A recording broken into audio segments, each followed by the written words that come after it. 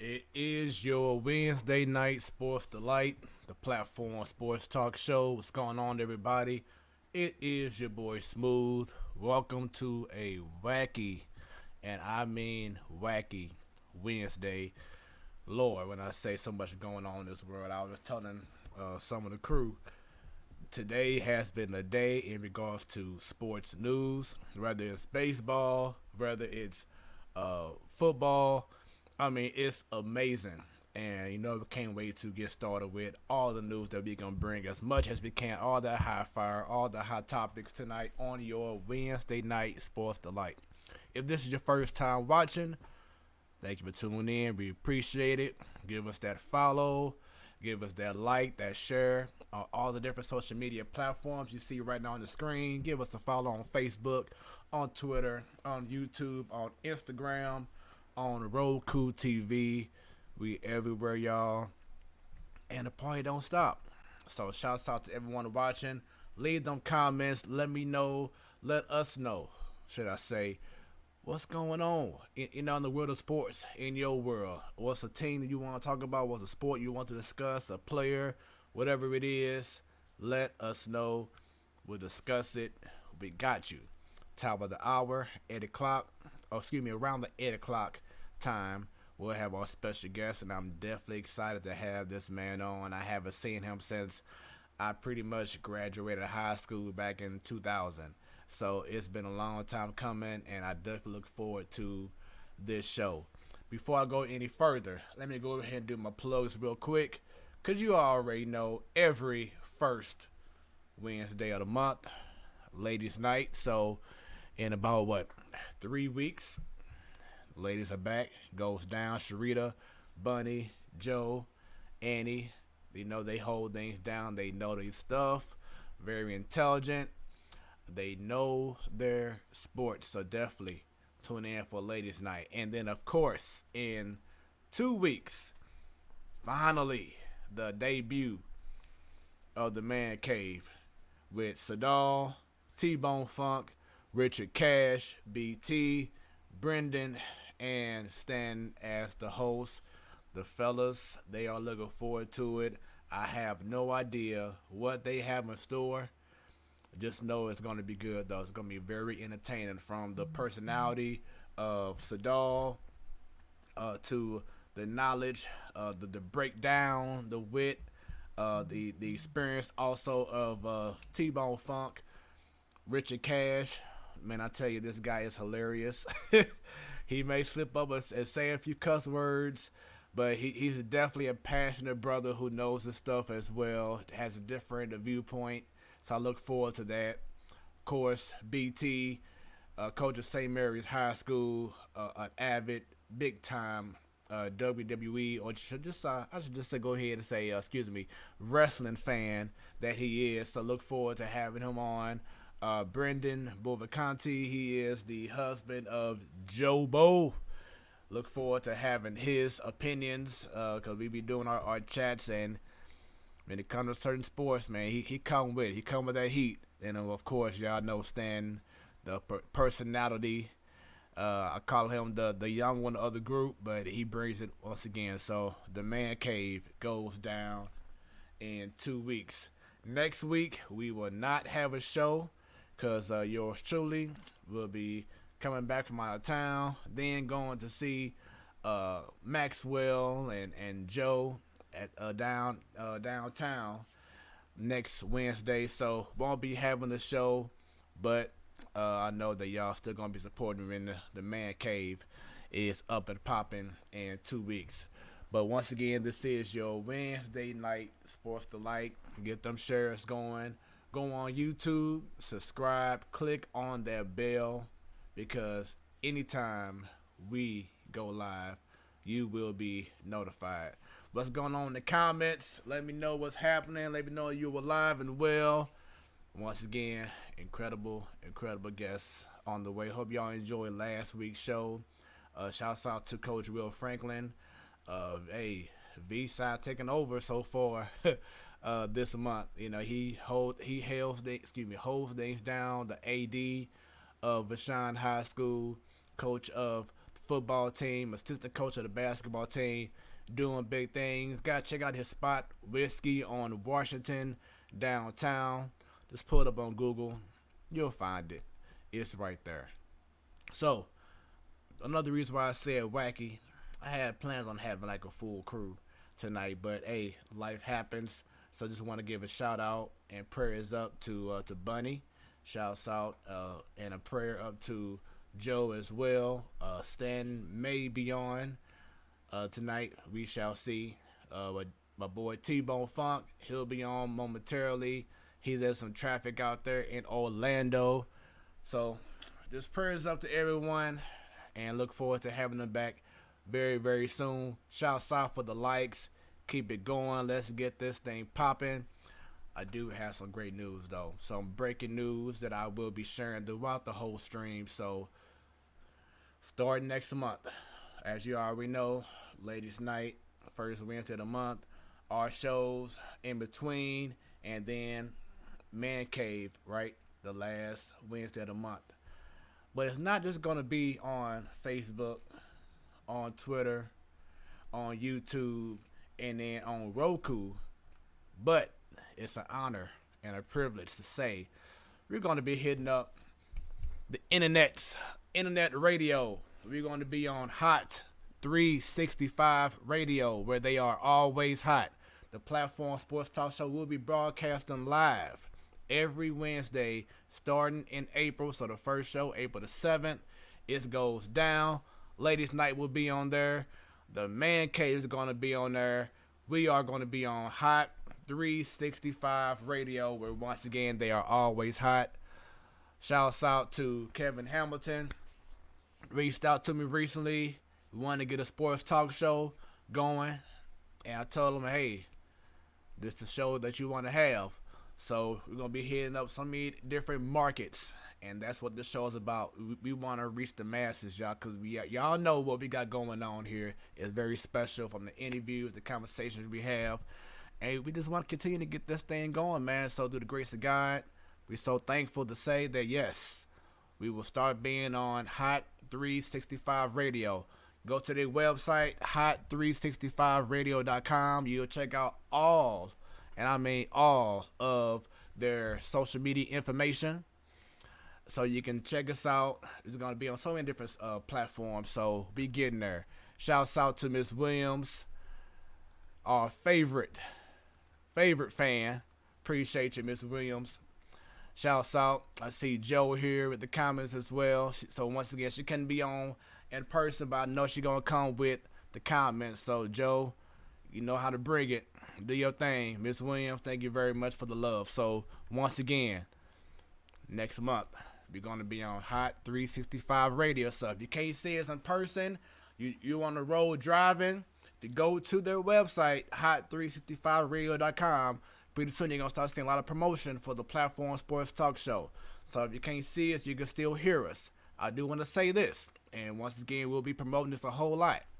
But the time frame will still be it will be 7 o'clock, a normal start time. On the radio side, internet radio, it's probably going to cut off around 9 o'clock. So for those who want to still watch, if we go over that time, of course, go on YouTube, go on Facebook, go on Twitter, and you can watch the rest of the show like you usually do. But we definitely look forward to having more and more people to tune in for the Platform Sports Talk Show. And now, he's ready. Out the traffic, out the mud, and he's ready to go ahead and do his thing, bring his perspective. Gonna go ahead and bring on now to the Platform Sports Talk Show our other co-host, T-Bone Funk. What's going on, brother? Whew. First time I've been in traffic in 2 years, but Man, I'm here, happy to be here. Hope everybody's well out there, and yeah, man, ready to have a good show. that's what's up, man. How's it feel? Hearing that we're gonna be doing some internet radio now. It looks like I came at the right time. Expansion's already happened, and we already here. What am I, Lewis Clark? When am I? Well, I don't know what's going on here, but we part of the expansion. Glad to see some big things. I don't know if I was necessarily seeing it from day one, maybe about day 4, but glad to see these big things happening for you. You've been driving this thing for years now, years. Hey, Miss Williams. So let's see what happens. Let's not stop there. Let's keep it going. Keep it moving. Uh-oh. Sorry about that. I'm gonna hit the wrong button on you, but yeah, keep it moving on the Platform Sports Talk Show. For those who are watching once again for the first time, thank you. We definitely appreciate all the love. Man, it'll be 6 years coming up wait a minute, next month. So man, time is definitely flying by. Love what we're doing, man. We hope that we're making an impact each and every week on the Platform Sports Talk Show. Once again, we won't be on next week. I won't be available.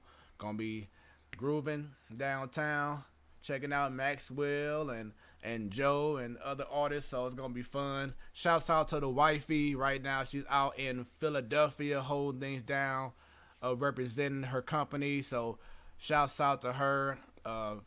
Love you. And for her friends or co-workers, should I say, who's watching right now in Philly, what up, y'all? And of course, wifey arrived back home to the Lou safely. So on a somber note, before we go on to other topics, T-Bone, we definitely got to go ahead and put this out now. Rest in peace to those who love the WWE, WCW, wrestling in general. Definitely got to give our respects to the one and only Razor Ramon. Scott Hall passed away this past Monday. This pretty sad time right now for the wrestling world. And T-Bone, I know this guy probably meant a whole lot to you, with you being a professional wrestler yourself. Your thoughts on Scott Hall? It was sad because it's there's a lot of people out there that you've seen come and go. A lot of people that you've seen throughout the years, but for him, the first year that I started watching WCW was '89, and he was in WCW in '89 briefly, right? Not the Scott Hall that you would see years later. And then I saw him as the Diamond Stud, so he's risen a little bit more. And then you see him debut as Razor Ramon, and that completely redefined his career, and then after that, you have him go over to WCW, and well, that made a whole empire of two companies that just, it made everything rise, and it, but even in later years, I can tell you when I first started wrestling down here, I remember going out to Tampa, and I would see, especially like new first few months just actively wrestling, and you'd see different people. Like first match, I saw Jake Roberts and Glacier, took Glacier home actually during my first match. And then a few months later, see Scott Hall just show up, and it was like, this guy is one of the most, especially in this modern era, he's one of the most important people out there. And then, you see him then, it's like, it didn't really seem like people really just recognized just how great he was. He would show up and he was there. But that was during the time where, things weren't going too well for him. And what I think about Scott Hall is that he's one of the most inspirational people out there, because you know what he showed for people is redemption doesn't mean you have to be a perfect person. And when I saw him down here when I first started wrestling, like, that's not the same guy that you would have seen over the past few years. I remember seeing him at a show one time where he was completely unrecognizable. You wouldn't have even known it was him unless you were looking and noticed, like, is that Scott Hall? And it was like about a year later is when DDP picked him up, and he went out there with DDP and like changed everything for him. And you started seeing him back in the positions where he should be and celebrated. And I'm happy that he had a chance to be celebrated over the past like 8 years or so. So I like good redemption stories, and this one didn't have the end that I think a lot of people would have wanted, but to see him, have the life that he's lived over the past few years is, that's pretty much all you can ask for. Hey, very well said, man. And as you were saying, for those who've been following on social media and just him and his career, he made bad look very cool. So definitely want to give our respects and all the love to him and his family during this time for the wrestling community as well. Once again, this is your Wednesday Night Sports Delight. Go ahead and keep on hearing that share button, hitting them likes. Let's get more people tuned in for a incredible show. And we got to start things off. You now have my attention. What sports stories has your attention? And Joe already has it in the comment. She's ready, y'all. And it sucks because she can't be on the show, because I know that we'll be having a whole lot to discuss amongst ourselves, just baseball-wise, as you see right here. All the big trades that have happened before, the free agency signings that are happening today/tonight. Also, Freddie Freeman, one of her favorite players, giving some Albert Pujols flashbacks. And what she means is, y'all recall when we won the World Series back in 2011, and of course, Albert Pujols was pretty much that reason why we won. Pujols first baseman as well. But then guess what happened after that season? He didn't re-sign back. He went on and moved on to the Angels. Same thing is happening right now with Freddie Freeman. He was that guy that pretty much helped, not the only guy, but one of the key figures on that team that propelled the Braves to win the championship this past season. And now he's not coming back, and don't know where he's going to go right now. Excuse me, but he is gone from the Braves, and he recently left a long, nice little post on social media giving his thanks to Atlanta and the whole nine. But outside of that, I'm looking here online, and what I say, it's been crazy these last couple of days. Hell, this last few minutes or hours, should I say. Jack Peterson gone to the Giants. Chris Bryant, former Cub and Giant, going to the Rockies, surprisingly. Zach Greinke going back to the Royals. I think that was like his first team that he played on. Anthony Rizzo going back to the Yankees. I mean, it's just been crazy moves today. Yesterday, Matt Olson, or 2 days ago, Matt Olson got traded to the Braves. So many moves is going on right now. Kyle Schwarber going to the Phillies. The A's, they having a whole let everybody who's good go and get traded to a different team. Same thing with the Cincinnati Reds, giving out Suarez and Winkler going to the Mariners. I mean, it's just been a slew of stuff. But T-Bone, help me out real quick. I just named all these moves to these different teams, but there's one team I haven't said yet. Do you know who I'm referring to? Are you are you talking about the Cardinals? Exactly like the Miz. And that's the biggest problem right now is yes, it's only been it'll be a week tomorrow since baseball is back, so of course we got to bring that up. And Joe, once again, I know you're so excited about baseball being back. And you know it's back when you're already frustrated before the first pitch in spring training, which goes down on Friday. But you have not seen any big time splashes by the Cardinals. Now we've seen minor stuff, getting pictures here, people saying who is that? What's going on? Who is that guy? Last time he pitched back in 2018, or last time he pitched he was in Japan, but you're not getting these big time signings, and it's been an issue that Sadal and I, Stan, been talking about for years. These last 4 or 5 years now, the Cardinals have just been not showing that one. Now, of course, we got, Goldsmith and Arenado. Yes, we did that. But it's like we get one move, and then it's kind of like, that's it. We don't get more. We don't make more moves to be more competitive. Not just in our division, but throughout the whole league. And I put a post out yesterday to the Cardinals, knowing that, of course they're going to read it. Why not? Just a platform sports talk show, right? But as I said before, the Reds, it's kind of like a fire sale right now. Pittsburgh Pirates, they're not looking good in regards to being contenders. The Cubs, they made a couple splashes, getting Marcus Semien and then getting the guy from Japan today. But you don't see them as, okay, they're going to win the Central. Not yet. So, of course, you still have the Brewers and the Cardinals. But it's like the Cardinals are seeing what's going on around the division. And it's not like it's kind of like a curse. It's like you see other teams not doing nothing, so it doesn't make you want to be as aggressive as we should be. And I think that's been a problem with this organization, is that they see the other teams in the Central isn't really that loaded, so they don't have to do as much.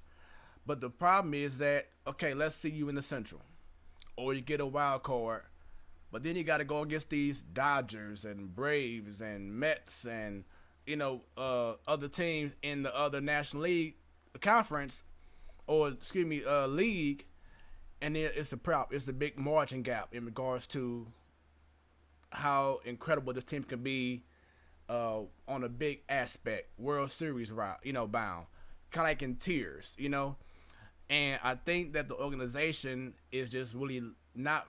They're focusing so much on the division, but not the big aspect. I think that's a big problem right now with Cardinal Nation. Yes, we're glad that baseball is back. In a few weeks, we have the home opener. I'll be there. But at the same token, it's like there's still been I'm not 100% confident this team could win at all. And that's been a big issue over the last few years. And I know you've been out in Orlando, but any thoughts in regards to just some of the moves or lack of moves the Cardinals have been making recently?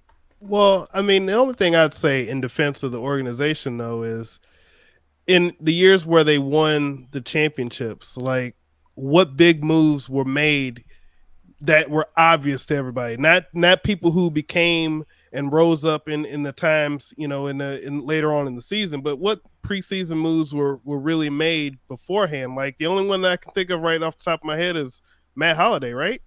Like, I mean, maybe there's other ones because I don't follow it as closely, but I try to keep, a good eye on it. And I don't remember Carlos any. Beltran.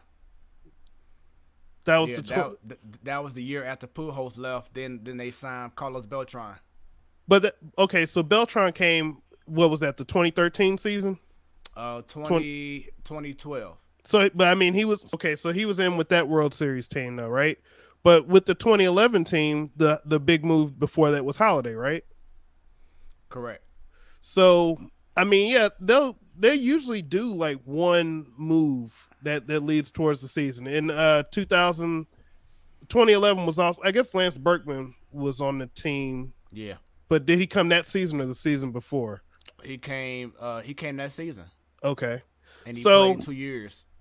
yeah. So I mean, I just think that I don't know. I can see possibly what their strategy is look, if we have a team that's good enough to win a division and can come and work together as a team, that's better for the playoffs than having a bunch of big names that don't necessarily gel together but are big names. It's kind of like what I was saying before about like the Lakers or what or talking about like Aaron Rodgers. Like, yeah, you can have the biggest names and everything, but that doesn't necessarily mean you have the best team. So, and I know that it's been, mostly on the down years lately for the Cardinals, but even with those down years, they've made the playoffs a couple times out of that. It's not like they're the worst of the worst, but I don't I don't necessarily think I ever really believe in look, unless it's a team like basketball, one big move isn't really going to make a difference. It's what's going to be the team. And to Joe's point, and we're not saying be the Yankees and get all the best players in every position. We're not saying that, but if we know that there's a spot or two that can really propel this team from being, they could probably win the division to, this team about to be feared. Watch out. That's what has been lacking these last few years. And as she's saying, who's going to be that big move this year? Will we make that big move? And it doesn't right now appears to be that way because all the people that we've been wanting, they're signing elsewhere because other teams are being aggressive. Look at the Blue Jays, like what Joe had on earlier about Chapman, one of the best third basemen in baseball, getting traded from the A's to the Blue Jays today. I mean, they're making moves. Possibly might get Freddie Freeman. They were trying to get Schwarber. So it's like they're making these moves to be aggressive, to be relevant, not just to win the division, but to win the whole damn thing. Which gets to my next point that I want to bring up in regards to philosophical differences. So, you know that Mike Schilt was let go from the Cardinals due to philosophical differences with him and the organization. So, T-Bone, I'm going to just say something and let me know how you would feel from the outside looking in regards to just, let's say, being a fan of baseball on a, let's say the Cardinals, okay? Just for example. So, if your head coach, your manager, because it's baseball, is saying, yes, this is a team that should win the World Series, and if we don't, it's a problem. Something's not right. But then your general manager or president of baseball operations is saying, well, I think he means that, we just have a really good team and the expectation, it just to put out a good team and win. I think that's pretty much what he's saying. You hearing that, how would that make you feel that the manager is more confident and being more bold with having a World Series mentality compared to, I just want to have a team that's going to win? How would you feel about that? Well, the manager is the one who's close to the ground that should know. So the general manager in that kind of just sounds like he's lowering expectations. But if the manager's saying that they should win, then they should probably win. So I don't know. I mean, I I don't know. I mean, I think that the organization as a whole, they just need to figure out exactly what they want to do and just all be on the same page. Because when you send out different messages like that, who are you supposed to believe? I mean, again, I said I'll believe the manager, but people are going to hear what they want to hear from that. Yeah, it's just pretty amazing how you're the president of baseball operation and you're playing it safe. And I think that the Cardinal fans are tired of playing it safe. That's been like the mantra for the last couple of years. Yeah, we'll make that one move, and then okay, we should be good to go to find out that then you lose in the wild card round or whatever it is. It just needs to be more from upper management, and as Joe says right here, Mo has said 2022 through 25 is our window, but yet you're still letting certain. Not saying we got to get every great guy in the world. We can't. We know that's not possible. But it's like, damn, can we just get something going in regards to? But what if they have a plan in place where they have somebody targeted that they don't want to get this year, but they have somebody targeted that they may want to get next year, and by getting somebody and making a move this year may hinder their ability to make that move next year. The issue with that is that, as I just said before, the targets that they're looking at have pretty much been signed. Now, the last person I could think of right now that had that kind of mindset and they got him was Arenado. Luckily, he fell into our laps last year when he went on and let go of that no trade clause. So I would say he's the last person, and of course that paid off. But these other guys are signing these long-term deals now. But now let's go back to last year though, because I think I saw some of the playoff games. Last year seems like forever ago now, but they lost to who was it? The Braves? The Dodgers and the Dodgers. Okay, so they lost to the Dodgers, and they had just they could have beaten the Dodgers, right? Like it wasn't like it wasn't competitive, right?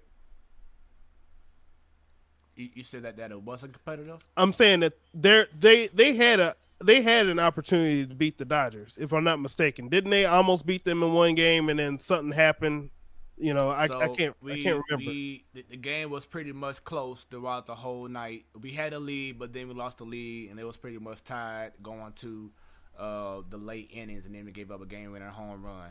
But the game before that, wasn't that something with one of the games? I can't remember off the top of my head because, like I said, it seems like a long time ago. But I feel like the Cardinals had a chance to win, and then something happened.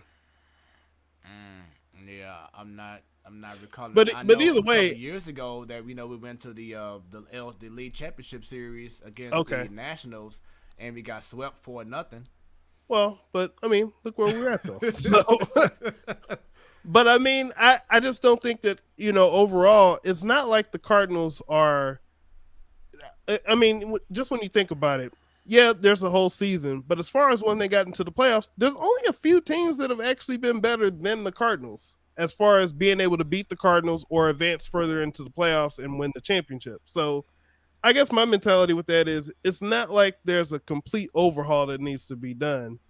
And I don't know if one expensive piece is necessarily the answer. I mean, like I said, it seems like they're always competitive when they're actually in the playoffs. And that's why I say, yeah, you made that one big piece, but you still are leaving other gaps that they're putting their faith in certain guys that have not proven themselves to be that trustworthy, and then it bites them in the butt. It's kind of like these last few years, even the year we went to the league championship series against the Nationals. I think it was 2 years ago, or 3 years ago now. Excuse me.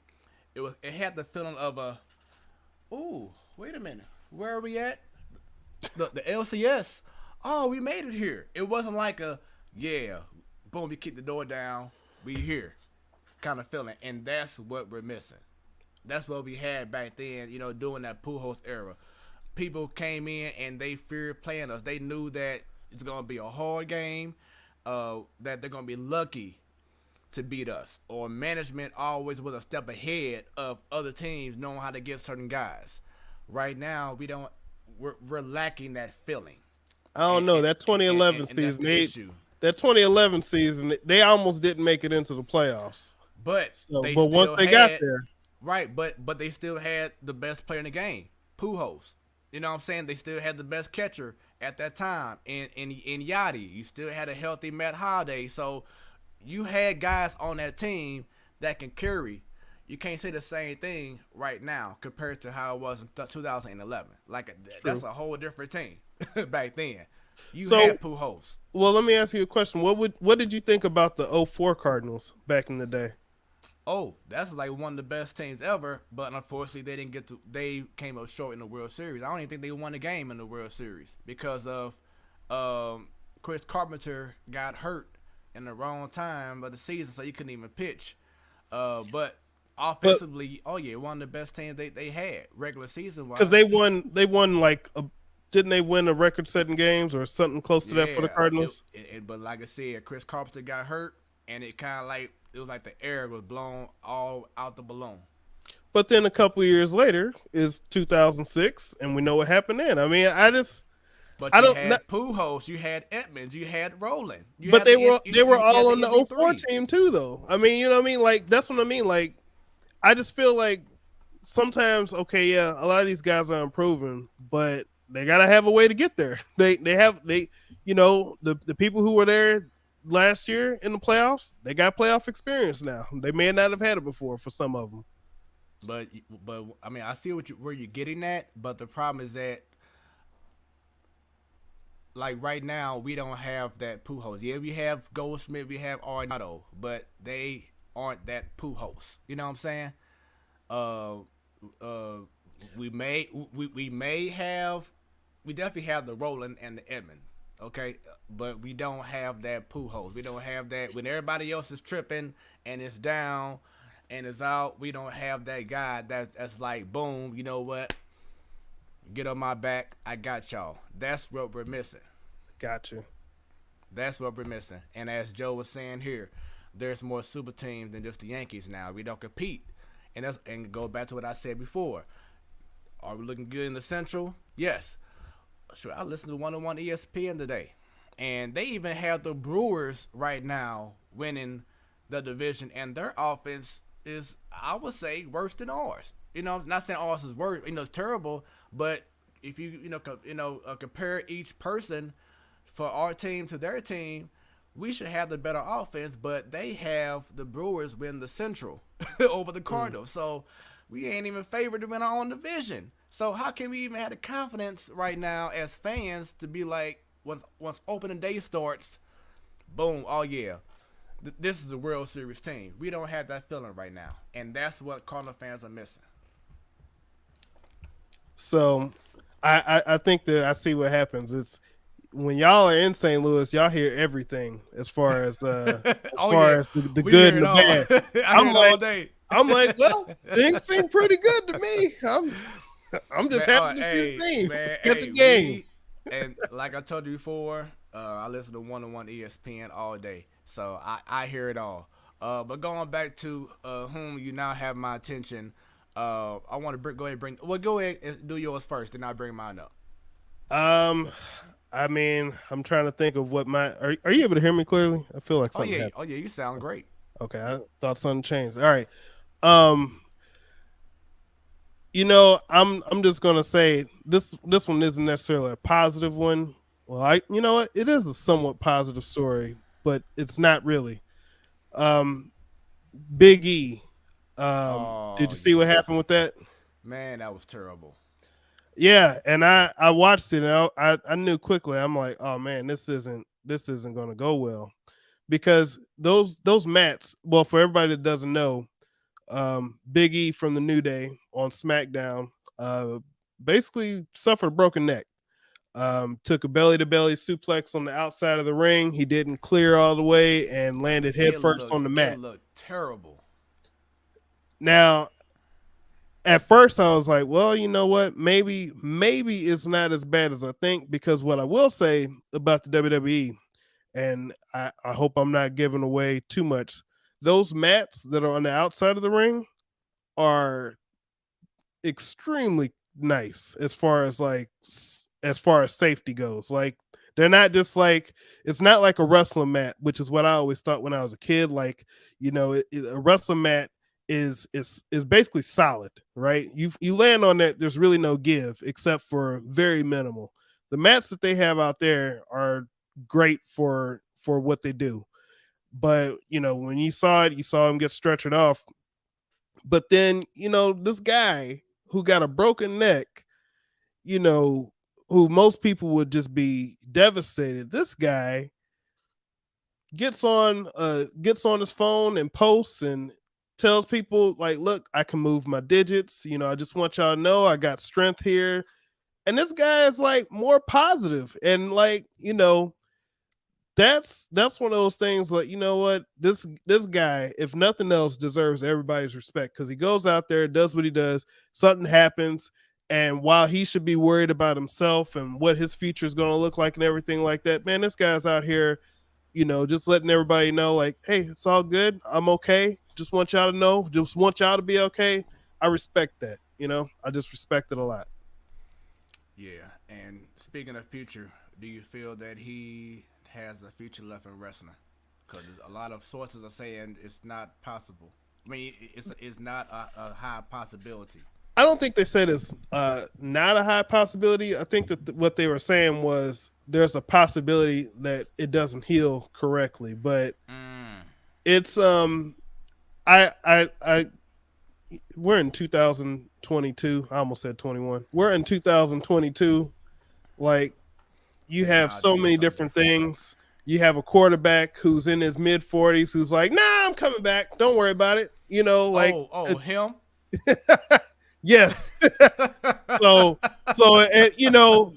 modern medicine can do a lot of things, and you know what, if he can be positive after having a broken neck, I'm gonna be positive and think, you know what, this guy can do it.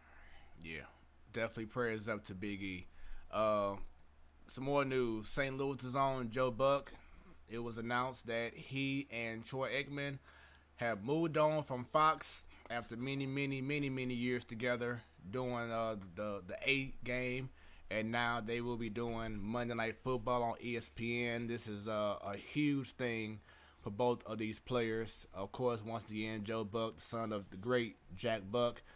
Uh, Ever since Mike Tirico and John Gruden split up years back, ESPN has been trying to find that right mix. They've been trying to do a few things over the last couple of years, but I think they finally hit their mark with these two guys moving over to ESPN, and they should be. They already signed a multi-year deal, so Monday Night Football is going to be not no shade on the past, but it's definitely going to be as great as what you've seen before with Tirico and Coach Gruden, and of course with back in the day with Al Michaels and John Madden, Howard Cosell, the whole nine. So shouts out to once again Joe Buck and Troy Aikman coming from Fox over to ESPN for the long term doing Monday Night Football. Your thoughts on these two guys doing what they're doing now or about to do on ESPN? And I think that they're basically the modern day John Madden and Pat Summerall with Right. the length of time that they've been together. They're basically a package deal at this point. They're the like I said, I brought it up a couple weeks ago, like Al Michaels and those guys, like they're going to be the voices that a lot of people think of when they think of sports commentary, football commentary specifically.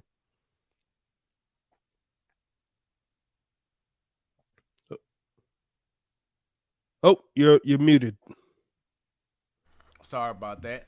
But in regards to once again Joe Buck, Trey man, congrats to them. Baseball wise for Joe Buck, is not sure what's going to be his role yet because of course he's been calling the last 25 seasons plus of World Series on Fox, and now he's gone from Fox. So, what kind of role will he have on ESPN with baseball? Will he? Because right now, I believe Carl Ravitch is the voice of baseball now, after Matt Vasgersian has been the voice over the last couple of years. So Well, it's no telling what they may do right now in regards to will he be on the A team with someone on ESPN, or what's going to be the plan for him right now? did he sign an exclusive deal with ESPN? Yeah, yeah, Okay, he, so he he he's can't. he's totally gone from Fox. Okay, yeah, I was checking because I know that you've seen some people over the years. Like A Rod, he's doing both. He does ESPN and Fox. Yeah, I mean, I guess because yeah. So I didn't see that coming. I would have thought that he would have at least tried to keep the Fox deal as alive with baseball. Yeah, but yeah, as I said before, they haven't had any updates yet. I'm pretty sure they'll come out with something very soon in regards to Fox, and even in regards to Joe Buck with ESPN and baseball. So we shall see. Once again, as you just brought up, Tom Brady, he retired for like 2 days. Then announced that he is back. He's not done. And I think he pretty much saw the landscape in regards to the NFC, seeing Russell Wilson leaving and seeing this guy leaving and that guy leaving and some guys coming back. So he decides to go ahead and, I'm back too. Someone joked on social media like he must have been around his kids too long and decided to come on back, come on back to play football again and be away from them kids. So, shouts out, do what you do, Joe, TB12. My theory even back when it happened when he first retired was there was going to be. I thought there was a problem here with that Instagram post. When they broke that story before he had a chance to post on Instagram for them to get that exclusive, said this is gonna be a problem, and I think that that's the perfect way to avoid that problem. I'll just come back and I'll just do it all over again, and I ain't telling nobody. And some more news in NFL: Von Miller recently won a championship with the Los Angeles Rams. He just signed with the Buffalo Bills for 3 years. No, I'm sorry, for 6 years. Let's see. Yeah, 6 year, $120 million deal. So 6 he's years. Be joining. Yeah, that's what I said. I'm like, I thought he's gonna be maybe retiring the next 2 years. He just signed for 6 more years. And look at this. I'm looking at a tweet from Phil Yates. He says the infusion of elite talent from the NFC to the AFC already this offseason includes Russell Wilson, Khalil Mack. He went from the Bears to the Chargers. Von Miller. Chandler Jones going from the Arizona Cardinals to now the Raiders. Amari Cooper going from Cowboys to I forgot where he went to already. Where he was going. I want to say the Cleveland Browns, but yeah, it just looking crazy out there in the AFC. Where y'all talked about last week, Russell Wilson, him having Patrick Mahomes, Justin Herbert, Derek Carr, in the AFC West looking loaded. That division is going to be crazy for years to come, and it's possible that Baker Mayfield may be gone from Cleveland. I mean, just so much news going on. I love it. It's the NFL. They just know how to shine with the news. But there's so many different moves going on. I love it. Probably gonna be something going on while we doing the show live. Oh, the Titans cut Julio Jones today. The Bills also got O.J. Howard, tight end, used to be with the Buccaneers. So I mean, just so many different moves going on. The people who made those video games like in Madden and MLB The Show, they're gonna be like, my God, I've got to make all these changes to these players and put them here and put them there and whatever. But hey, it's crazy right now, but you gotta love it, and we hope that you're enjoying your Wednesday night Sports Delight, the platform sports talk show. Once again, I am your boy Smoooth, along with T-Bone. Shouts out once again to Bunny. Shouts out to Sten, and of course to Joe. Whole lot to discuss, man. So continue on with football. Deshaun Watson, his criminal case has been cleared. No charges no more in regards to the criminal case. Now he still is dealing with a civil suit right now. But if you are a GM, would you want him on your team?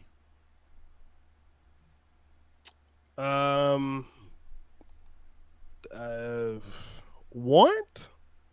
That may be a strong word. I would. I mean, maybe I'll learn more about stuff like this if I get accepted into WashU, SLU. Hope you're listening. But I don't know. I mean, want is a strong word. I mean, I guess if you're a GM, your job is to put places in there or put people in places to win, right? That's your job. That's your focus. And again, I'm not saying that this is right. I'm not trying to advocate for anybody doing something wrong, getting away with it, getting rewarded for it. But that's their job, right? I mean, it's not their job to be the legal people. And if your legal team is telling you this guy's cleared of charges, the civil stuff, anything can happen with a civil suit or civil cases or anything like that. You can pay somebody to make something go away. That's not necessarily an admission of guilt. Again, if your job is to win, then yeah, I mean, put them on the team. But especially if you don't have other options or low on options. But I mean, but I don't know the details of this case necessarily. But Michael Vick got a second chance. So what can you say? Hey, all I'm gonna say, just like Johnny Cochran said back in the day, if it don't fit, you must have quit. And right now, it's looking good on this case. If he didn't do these things, if he's cleared and he's able to play football, you a GM. I mean, it's been word speculation that a lot of teams are reaching out to him, trying to have interviews, trying to see what's happening, trying to make a possible deal. So if everything is cleared, hey, if I'm a GM, I must definitely see what's happening, especially if I know that a quarterback is needed to propel us to a different level. Like if you're the Saints, you have a good team already around you. You add him on, boom, you're that much better. Even the Falcons, I think they said the Carolina Panthers. So there are teams out there that's inquiring about him. So just stay tuned. And before we go ahead and bring in our special guest in a matter of minutes, we got to discuss some basketball, right? It's only right to do that. So, before we get to March Madness, though, a little bit of sadness in the Missouri side. Coach Council Martin, a guy who we had on our show a few years back, definitely was a great interview. Recently was let go at Mizzou. And I said this last week, T-Bone, I said, once Mizzou loses in the SEC tournament, don't be surprised within 24 to 48 hours that he'll be let go. And that's exactly what happened. He's a great man. He's a guy who people like to always say, he's a great father figure. Would love to, be a mentor to my men and, the whole not to my team. But some that I read and even heard about is it's very possible that with what's going on in college basketball, the NIL and transfer portal, stuff like that, that maybe it's just to a point that the modern day game of basketball and how things are being ran in certain programs, especially just in the NCAA as a whole, he may not have just fully adjusted to that change. And that could be something that could be holding him back from being as successful as some of his peers have shown over the last few years in the SEC, where you have teams like Alabama and Arkansas that, just made a big step. Auburn. These teams wasn't, not saying they were terrible, but they weren't teams that were just powerhouses or watch out for this team. Mizzou was one of them teams when they first came over from the Big 12 to the SEC that they were, depending on being one of those top tier teams. And Mizzou, after that first year, when he brought in Michael Porter Jr. and his younger brother Jonte Porter and other 5-star players, they thought, here we go. This is it. But then it's just been bad luck after bad luck after bad luck. And Council Martin has not been able to find the right pieces to bring more hope to the Mizzou program, and now he let go. So it just weird sounds like he may be getting to a point that he just hasn't fully adjusted to the times of how the college basketball is being ran now. So, like I said, great dude, great guy, great person to interview that we have once again on our show. But we'll see what happens in his future. But definitely best of luck to him because once again, he is definitely a great guy. Hope everything works out. So, speaking of working out, right now to my right, I'm watching the first four in regards to March Madness. These next two games tonight decides who will play on Friday in the NCAA tournament. I asked the crew to go ahead and bring their predictions and all that fun stuff for March Madness for the men and for the women. We're going to go ahead and start off with Sten. he didn't have his full bracket for the women, so I asked him just give me your top four for the men and for the women. So right now on the men, he has Duke, North Carolina, Ohio State, and LSU in the Final Four. He has Duke versus LSU in the national championship game. Then he has the champs being LSU. What's crazy about the LSU pick is that they just fired their head coach last week due to allegations from improper benefits and other illegal stuff that he actually has been known for over the last few years, and it finally caught up to him. So Will Wade is gone from LSU. So I'm not sure how this team is going to look in regards to starting on Thursday or Friday when they play. But I think it's very interesting how he chose LSU to win the national championship game. Then for the women, as you see, he has Oregon, UNC, Kansas, and UConn. He has Oregon versus UConn. He loves Oregon, y'all. And the national championship game. So the national champs. Sorry, I thought I had it on here correctly, but he had Oregon as the champs, I believe. Let me double check my notes real quick. I may have missed it. Let me go ahead and see what I have here. Yep, there we go. Sorry about that, y'all. He had Oregon going all the way.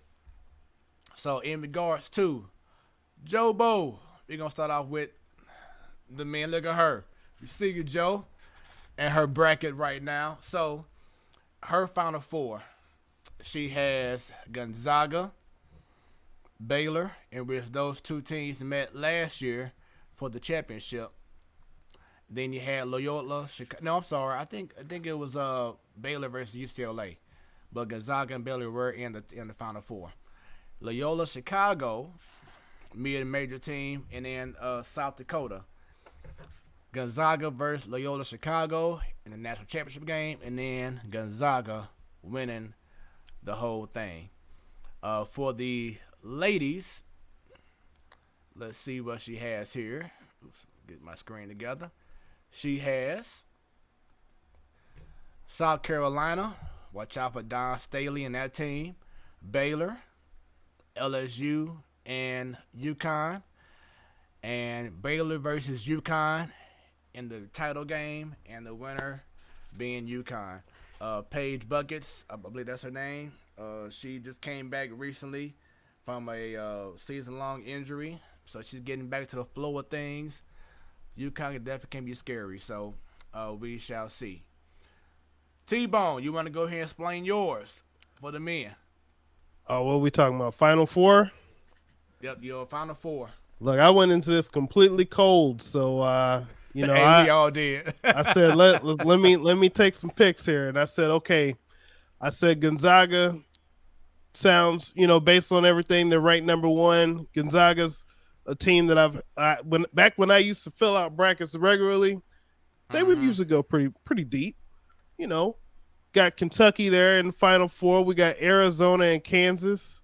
I said, yeah, this sounds familiar. This sounds like it's a possibility. And then we got Kentucky and Arizona going to the finals, and I said Kentucky's going to win the whole thing because why wouldn't they? And that's not my Kentucky, by the way. Not my Kentucky.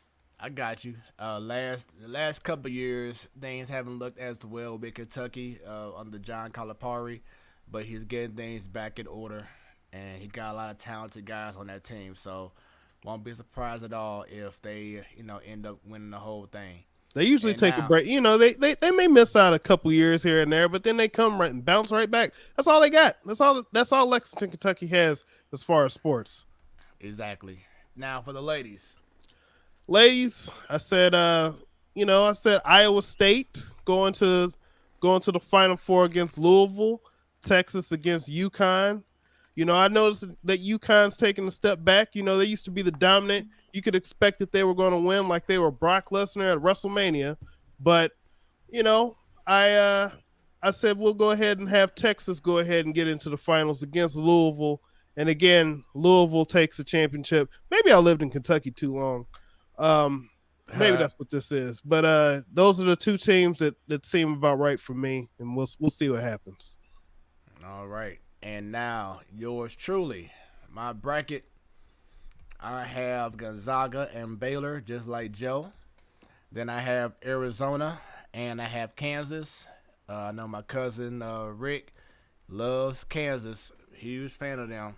So I have them going to the Final Four. National championship game, Gonzaga versus Arizona. And I have Gonzaga winning the whole thing. I feel like that team is just super loaded with guys who've been in the Final Four last year, bringing in the hot freshman. I forgot his first name right now. Sorry, just had a brain for it. But Chad Holmgren. Dude's like 7 foot tall, got handles, got a range. I mean, dude is a beast. And that team is loaded. Drew Timme played with Gonzaga last year, and once again, other cats on that team. I just feel like this is going to be the year for Mark Few and Gonzaga. And then for the women, and once again, folks, we're not gonna like we're experts like on ESPN and CBS, so don't judge us. We just here to have fun. For the women, I have South Carolina and Baylor. Then I have Stanford, who won the national championship last year, and UConn. And by the way, for the men, the Baylor basketball team won the national championship last year.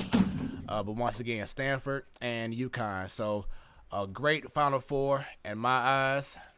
Title game, South Carolina versus Stanford. And I have Stanford repeating, winning the whole thing. So let us know who you're rooting for in March Madness, for the men, for the women.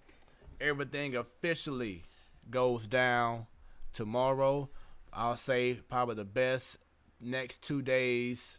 One of the best next 2 days of the year is going to be the start of March Madness. You get all the teams, all the games going on. It's going to be bananas. I look forward to it, T-Bone. Game started, I think, around maybe 10 or 11 a.m. Central Standard Time. And throughout the whole night for the next 2 days, March Madness, let's get it on, in the voice of Mills Lane. But once again, this is your Wednesday night Sports Delight, the platform sports talk show. Keep them shares going, because right now it's about that time. It's 8:01, and it's definitely an honor, a privilege. I have not seen this man in person probably since I graduated once again back in 2000. It's been a long time, y'all. Lord, I'm old, so if I'm saying that, you know what he might say. But when I step to the V, this man here was probably the coolest teacher I've had ever experienced, ever had in my life, man. He's very funny. Never came in frowning about anything. He was always upbeat, always uplifting. He's a teacher. He's an educator. Former basketball player at the V. Star in college.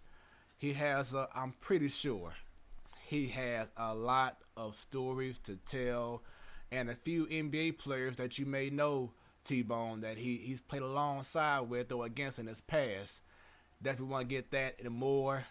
I want him to be 100 all the way through, no matter what the conversation is. Keep it 100. This is what this show is all about. But I definitely look forward to this time right now. He's a father, he's a husband, and he's now officially on the platform Sports Talk Show.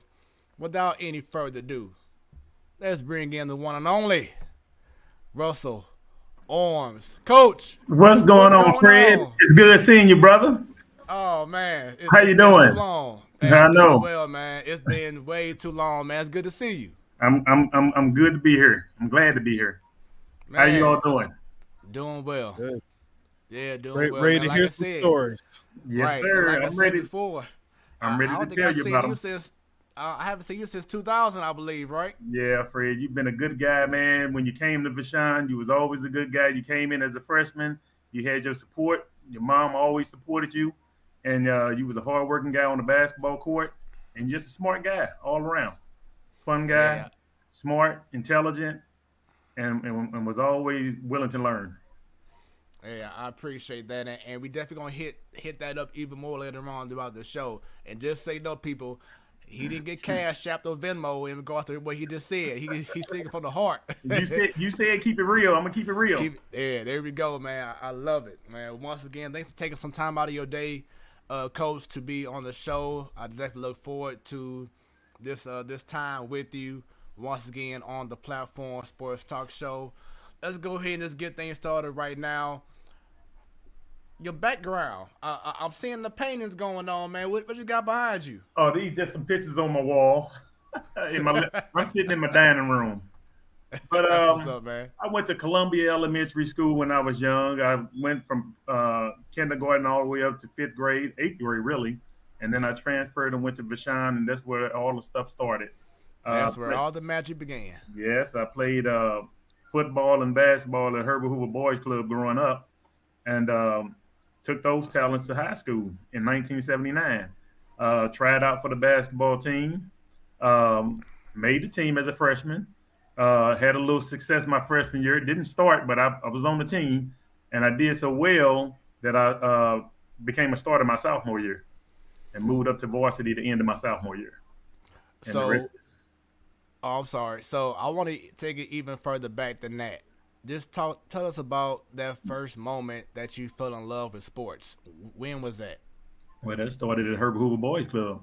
When we were young, we used to get out of school. I went to Columbia Elementary School, and Mr. Shelton, Charles Shelton Jr., was my principal, and he was a sports fanatic. I mean, he loved sports, so he let us do a lot of things. You know, we started off playing kickball, as everybody did growing up, and then we just moved my talents over to Herbert Hoover Boys Club, and that's when I started playing football and basketball. And I don't know if you know this guy. His name is Daryl Pee Wee Leonard. He was my role model. I always looked up to him. He lived 2 blocks over from where I was staying. I lived on University, and he lived on Greer. So I used to always watch Pee Wee. He played for St. Louis University also. And I used to always watch him. I said, when I get older, I want to be just like him. And I just mimicked everything after Pee Wee. And the rest is history. Like I say, I mean, I played everything at Herbert Hoover Boys Club, every sport you could think of, swimming, basketball, football. And I took those talents to high school. And that's where it Nice. basically started at, Herbert Hoover Boys Club. So, which sport would you say captivated your attention first? I really, really love football. But then when I went to Vashon and started playing basketball, football kind of faded in the background. And I just, the way Coach Ernst coached us and where he prepared for games and the role model that he stood for being a father figure, a coach, and all those type of things, I just got interested in basketball. And I kind of like put football in the background. Do you wish that you did have some success in football as well, or were you good with the success you had in basketball? I really don't know how I would have turned out in football because once I started playing for Vashon, I just focused everything on basketball. I mean, I had that basketball had my attention. And so I just put all my energy into playing basketball and it paid off. I got a scholarship, didn't have to pay anything to go to college. And like you were saying, I heard you earlier before you brought me on, I did play with a couple of NBA players. Dennis Rodman, I played against him for 3 years. And I don't know if you remember a guy named Stacey King. Oh yeah, Stacey Yeah, King. yeah. Played against Stacey King. And they were in Oklahoma the same time I was. And we used to go to a lot of football games, in Oklahoma. When they had Troy Aikman, he came from UCLA. He was the quarterback for Oklahoma State. We had Barry Sanders down there. And as a matter of fact, it Wow, was Barry Sanders and Thurman Thomas in the same backfield.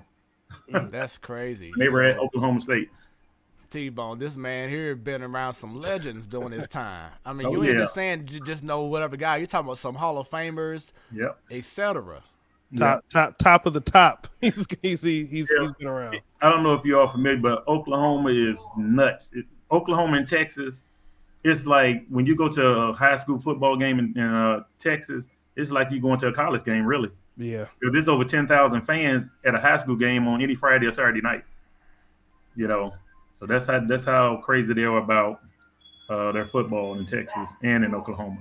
But yeah, I had an opportunity in Oklahoma, man. Do you remember Ryan and Rex Riley? Their father coached for the Chicago Bears. So, yeah. When they won the Super Bowl. Well, I went to Uh-huh. school with them. You know, they was Okay. down in Oakland. We attended the same school.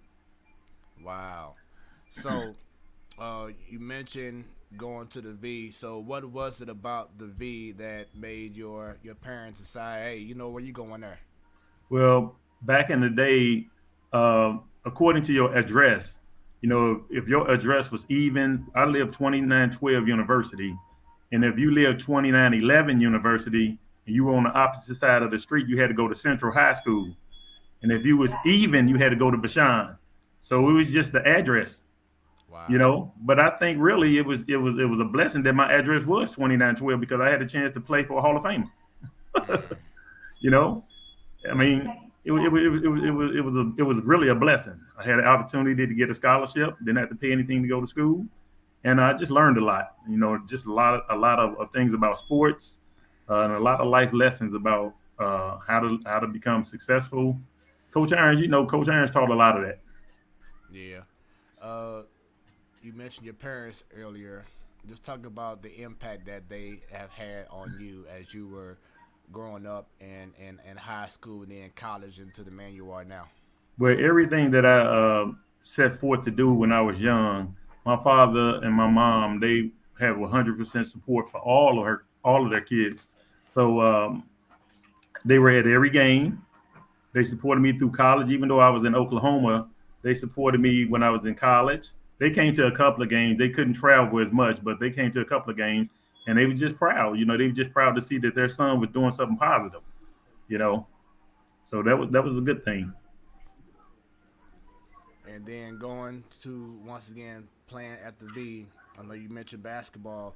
What other sports did you play at Vashon? I ran cross country. You know, that was we must. Coach Irons, uh, he made it a promise us that if we played basketball, we had to run cross country because it kept Mm, us in shape. right. So we were over in O'Fallon Park running and keeping in shape, and not it just didn't start. Basketball season just didn't start in October. We played basketball all year round, and we stayed in shape all year round. We used to play basketball during the summer. We didn't have AAU back then, but the, remember the old pit, the old Vashon? Oh yeah. That was our uh, that was our summer league. You know, we went Yeah, up yeah. there on Tuesday and Thursday nights, and we played from 6 o'clock to 9:30, 10 o'clock at night, and that was every week. So that Man. was our AAU playing on Tuesday and Thursday nights, and everybody in the city would come down and play. You know, so we basically learned how to play basketball amongst ourselves.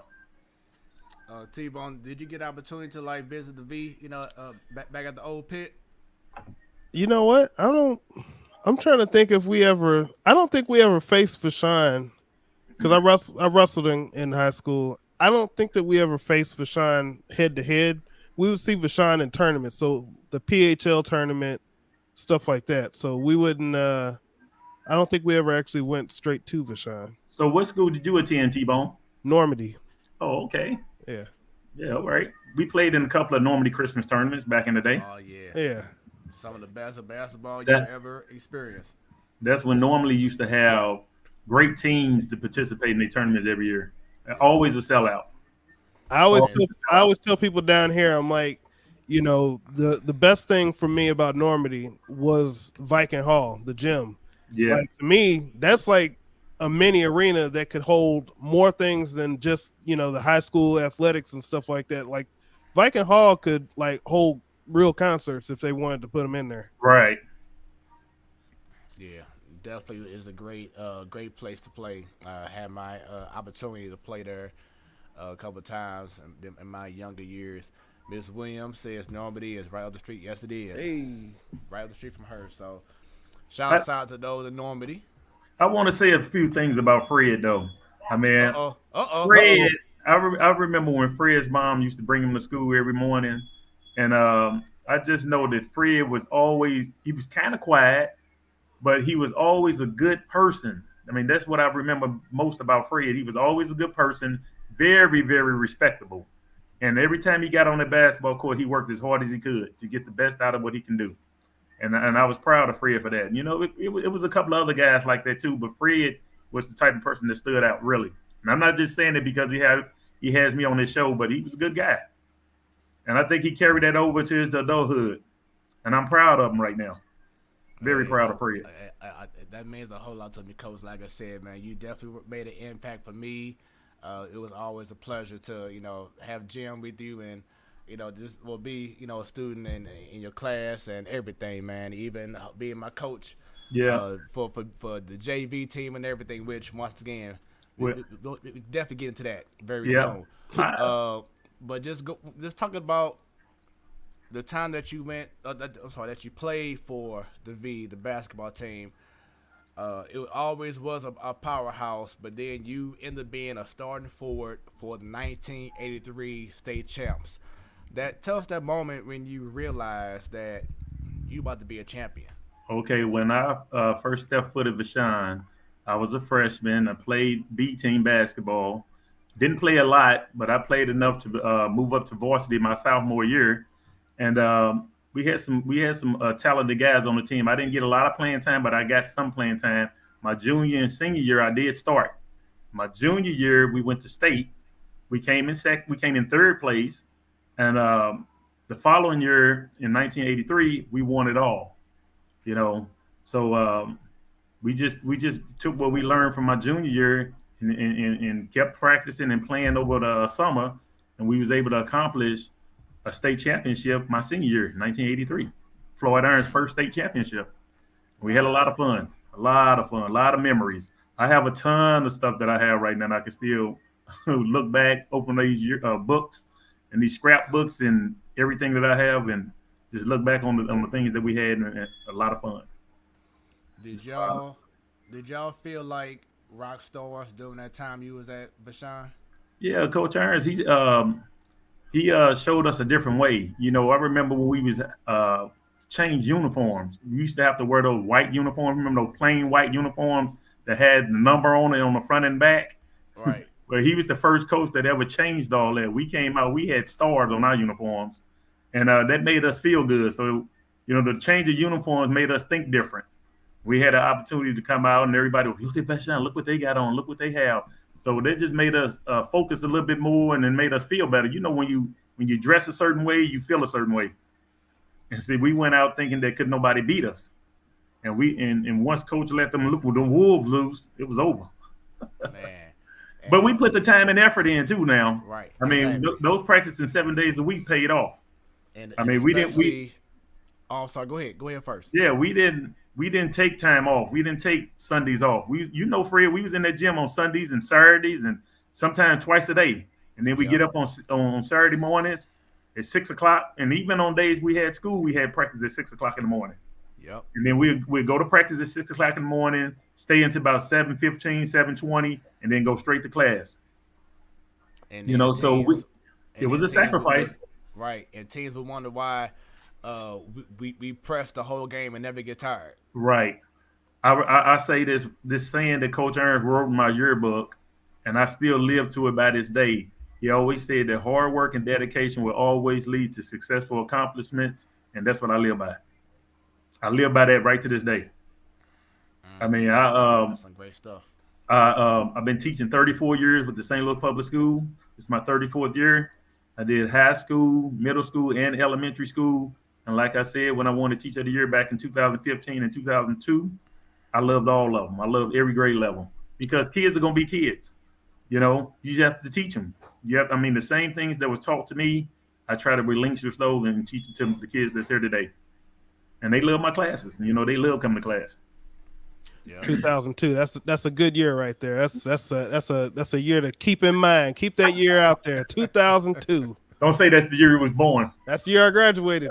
Okay, graduate. Yeah, Yep. We, 2002. we had a lot of fun at Vashon, man. I mean, I could sit back here and talk to you all day about the things that we had, we Yeah. went through. And right to this day, the things that was embedded in me, I embedded to these kids that I have right now in my classes.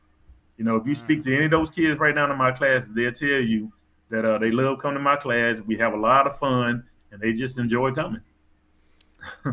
How would you explain the recruitment process that you went through, as you were choosing a college?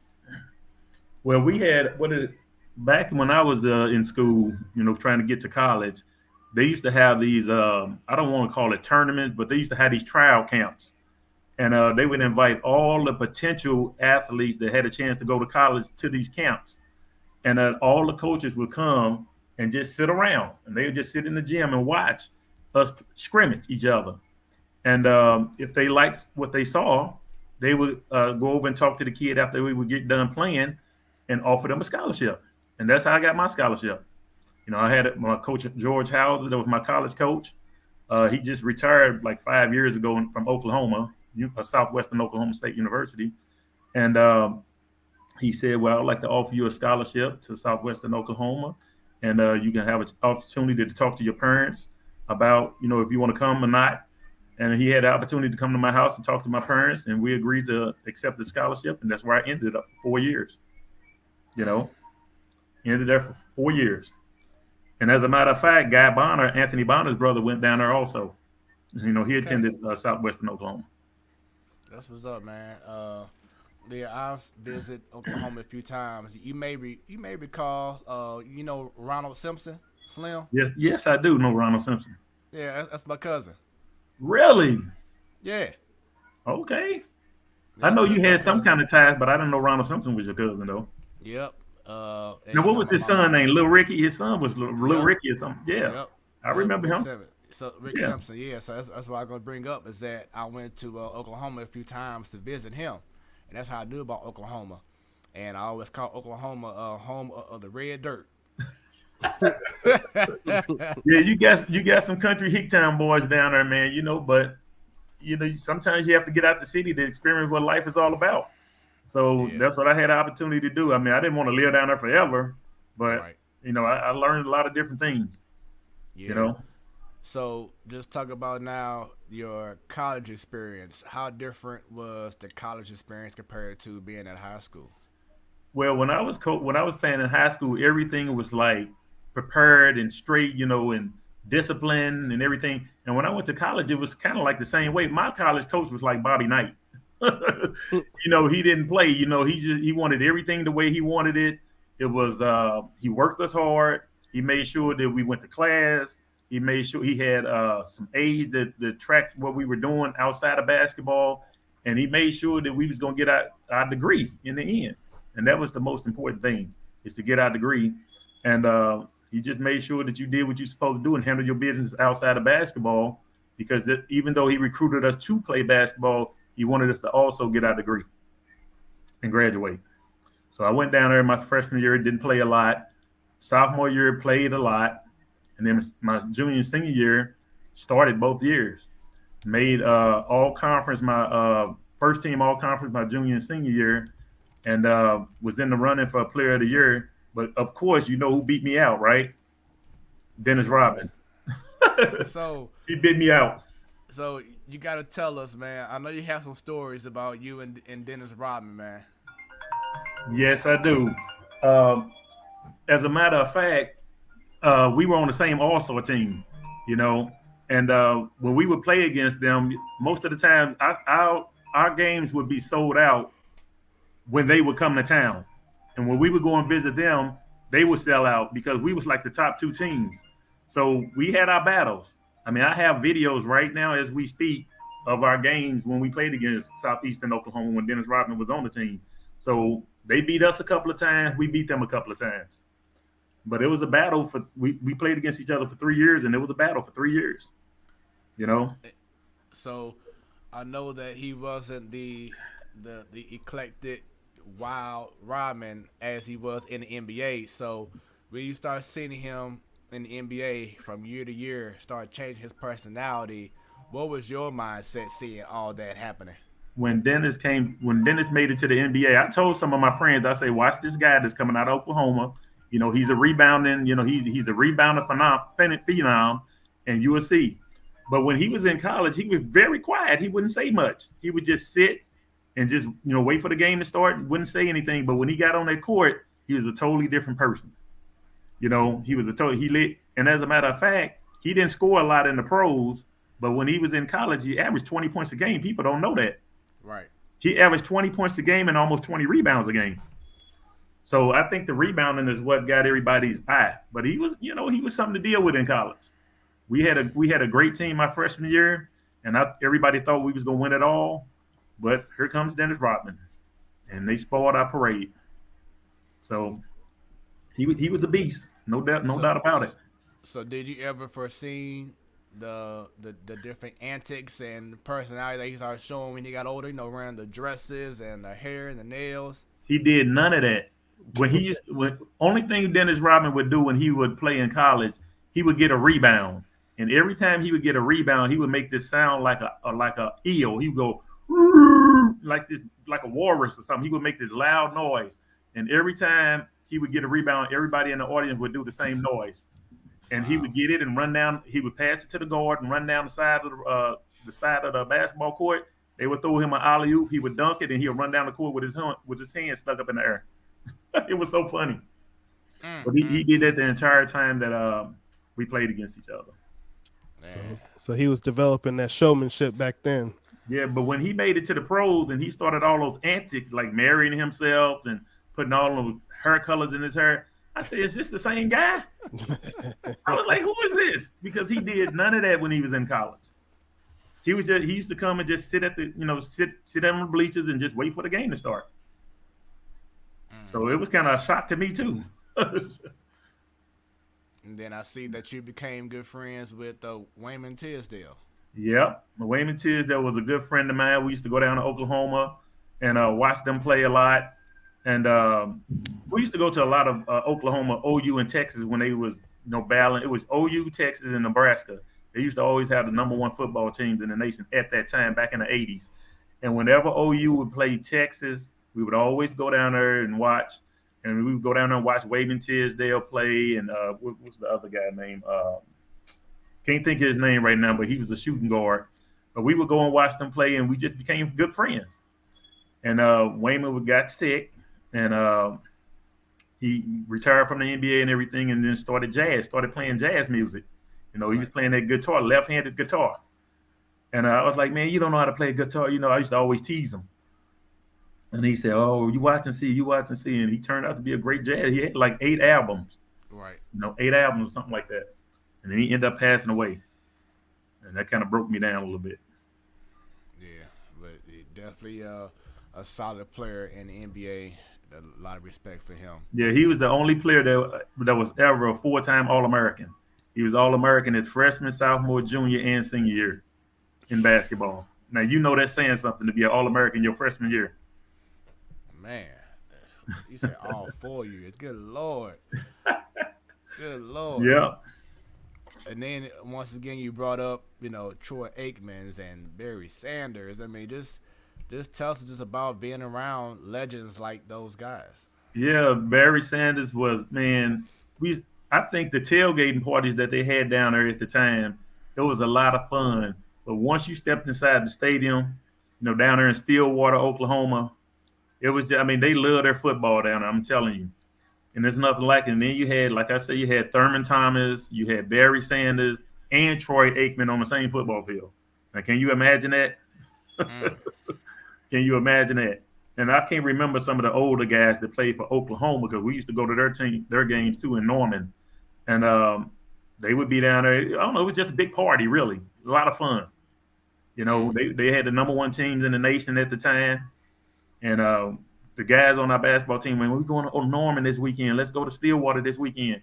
We will all jump in a truck or a car. We head on down, or we leave on that Friday morning, and we stay down there until Sunday. And that's the way it was, you know. Who were some of the basketball players that you looked up to and watched and wanted to like mimic your game after as you was playing? You talking about in the pros or in college? Just period. Okay, just period. My number one player that I used to always try to mimic my game behind was Charles Barkley, I can see Be- that. because he was short, but he was powerful. Right. He can rebound, he can play defense, and he can score. Now, when I was in high school, I didn't do a lot of scoring because everything was just so organized, and that was my role. My role was to rebound and get a ball to the scorers. So when I went to college, I was able to score a lot more because my coach allowed me to do that. And I also played a little point guard, and I also played center. So when I was in college, I played all three positions: center, guard, and forward. Mm. But Charles Barkley, if I had to pick somebody, he definitely was somebody that I tried to mimic my game behind.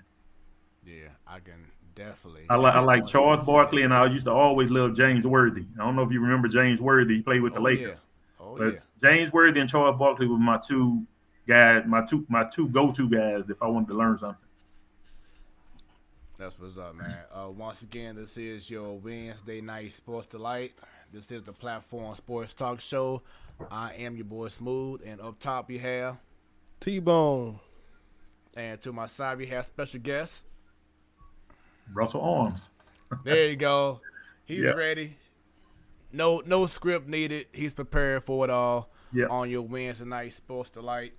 So sticking with college real quick. Now we're in the days of transfer portal, NIL. What are your thoughts in regards to the NIL? Do you feel like, man, I wish we would have had that while I was there? Well, I wish they had a lot of things when I was, when I was playing. But you just have to go along with time. Time changes. You have to change with time. So if I was playing today, I would be appreciative of the things that I would be able to do compared to what I was able to do back then. Like the student athletes today, they have a lot of different ways that they can go to school. They can transfer. They can do a lot of things that we couldn't do. So it's a blessing for them. Wasn't for us, but it's a blessing for them. And then you have the rise of, Deion Sanders and what he's doing for HBCUs. What are your thoughts in regards to what he's been doing? And not saying he's been doing it by himself, but being one of those guys that is putting more attention to HBCUs. Well, I follow him, and he has a different way of doing things. But the thing about it is, he's winning, and he's changing lives. So he has the common goal to any coach. Deion Sanders does it his way. He always does it his way. So as long as he's able to accomplish what he's setting out to do for the university and for the student athletes that he's coaching, then it's a success. As long as he's not doing anything illegal or things like that, he's showing the kids that through hard work, like I always say, through hard work and dedication, you can accomplish what you want to accomplish. And I think he's doing it. It's his time. It's prime time now. He's doing what he want to do. That's correct. So this leads me to, I could tell just from earlier talking about you winning awards for Teacher of the Year and everything.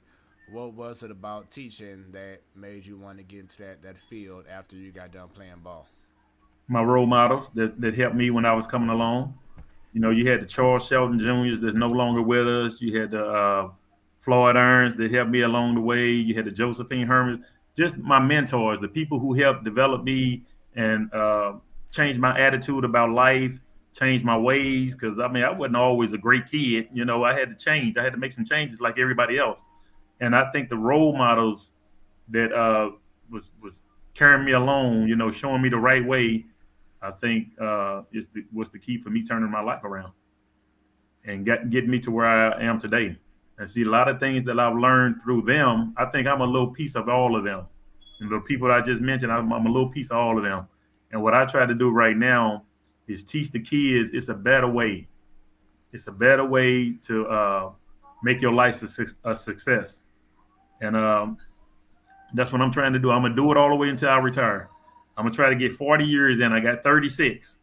I got 34 right now. I have 6 to go. Mm.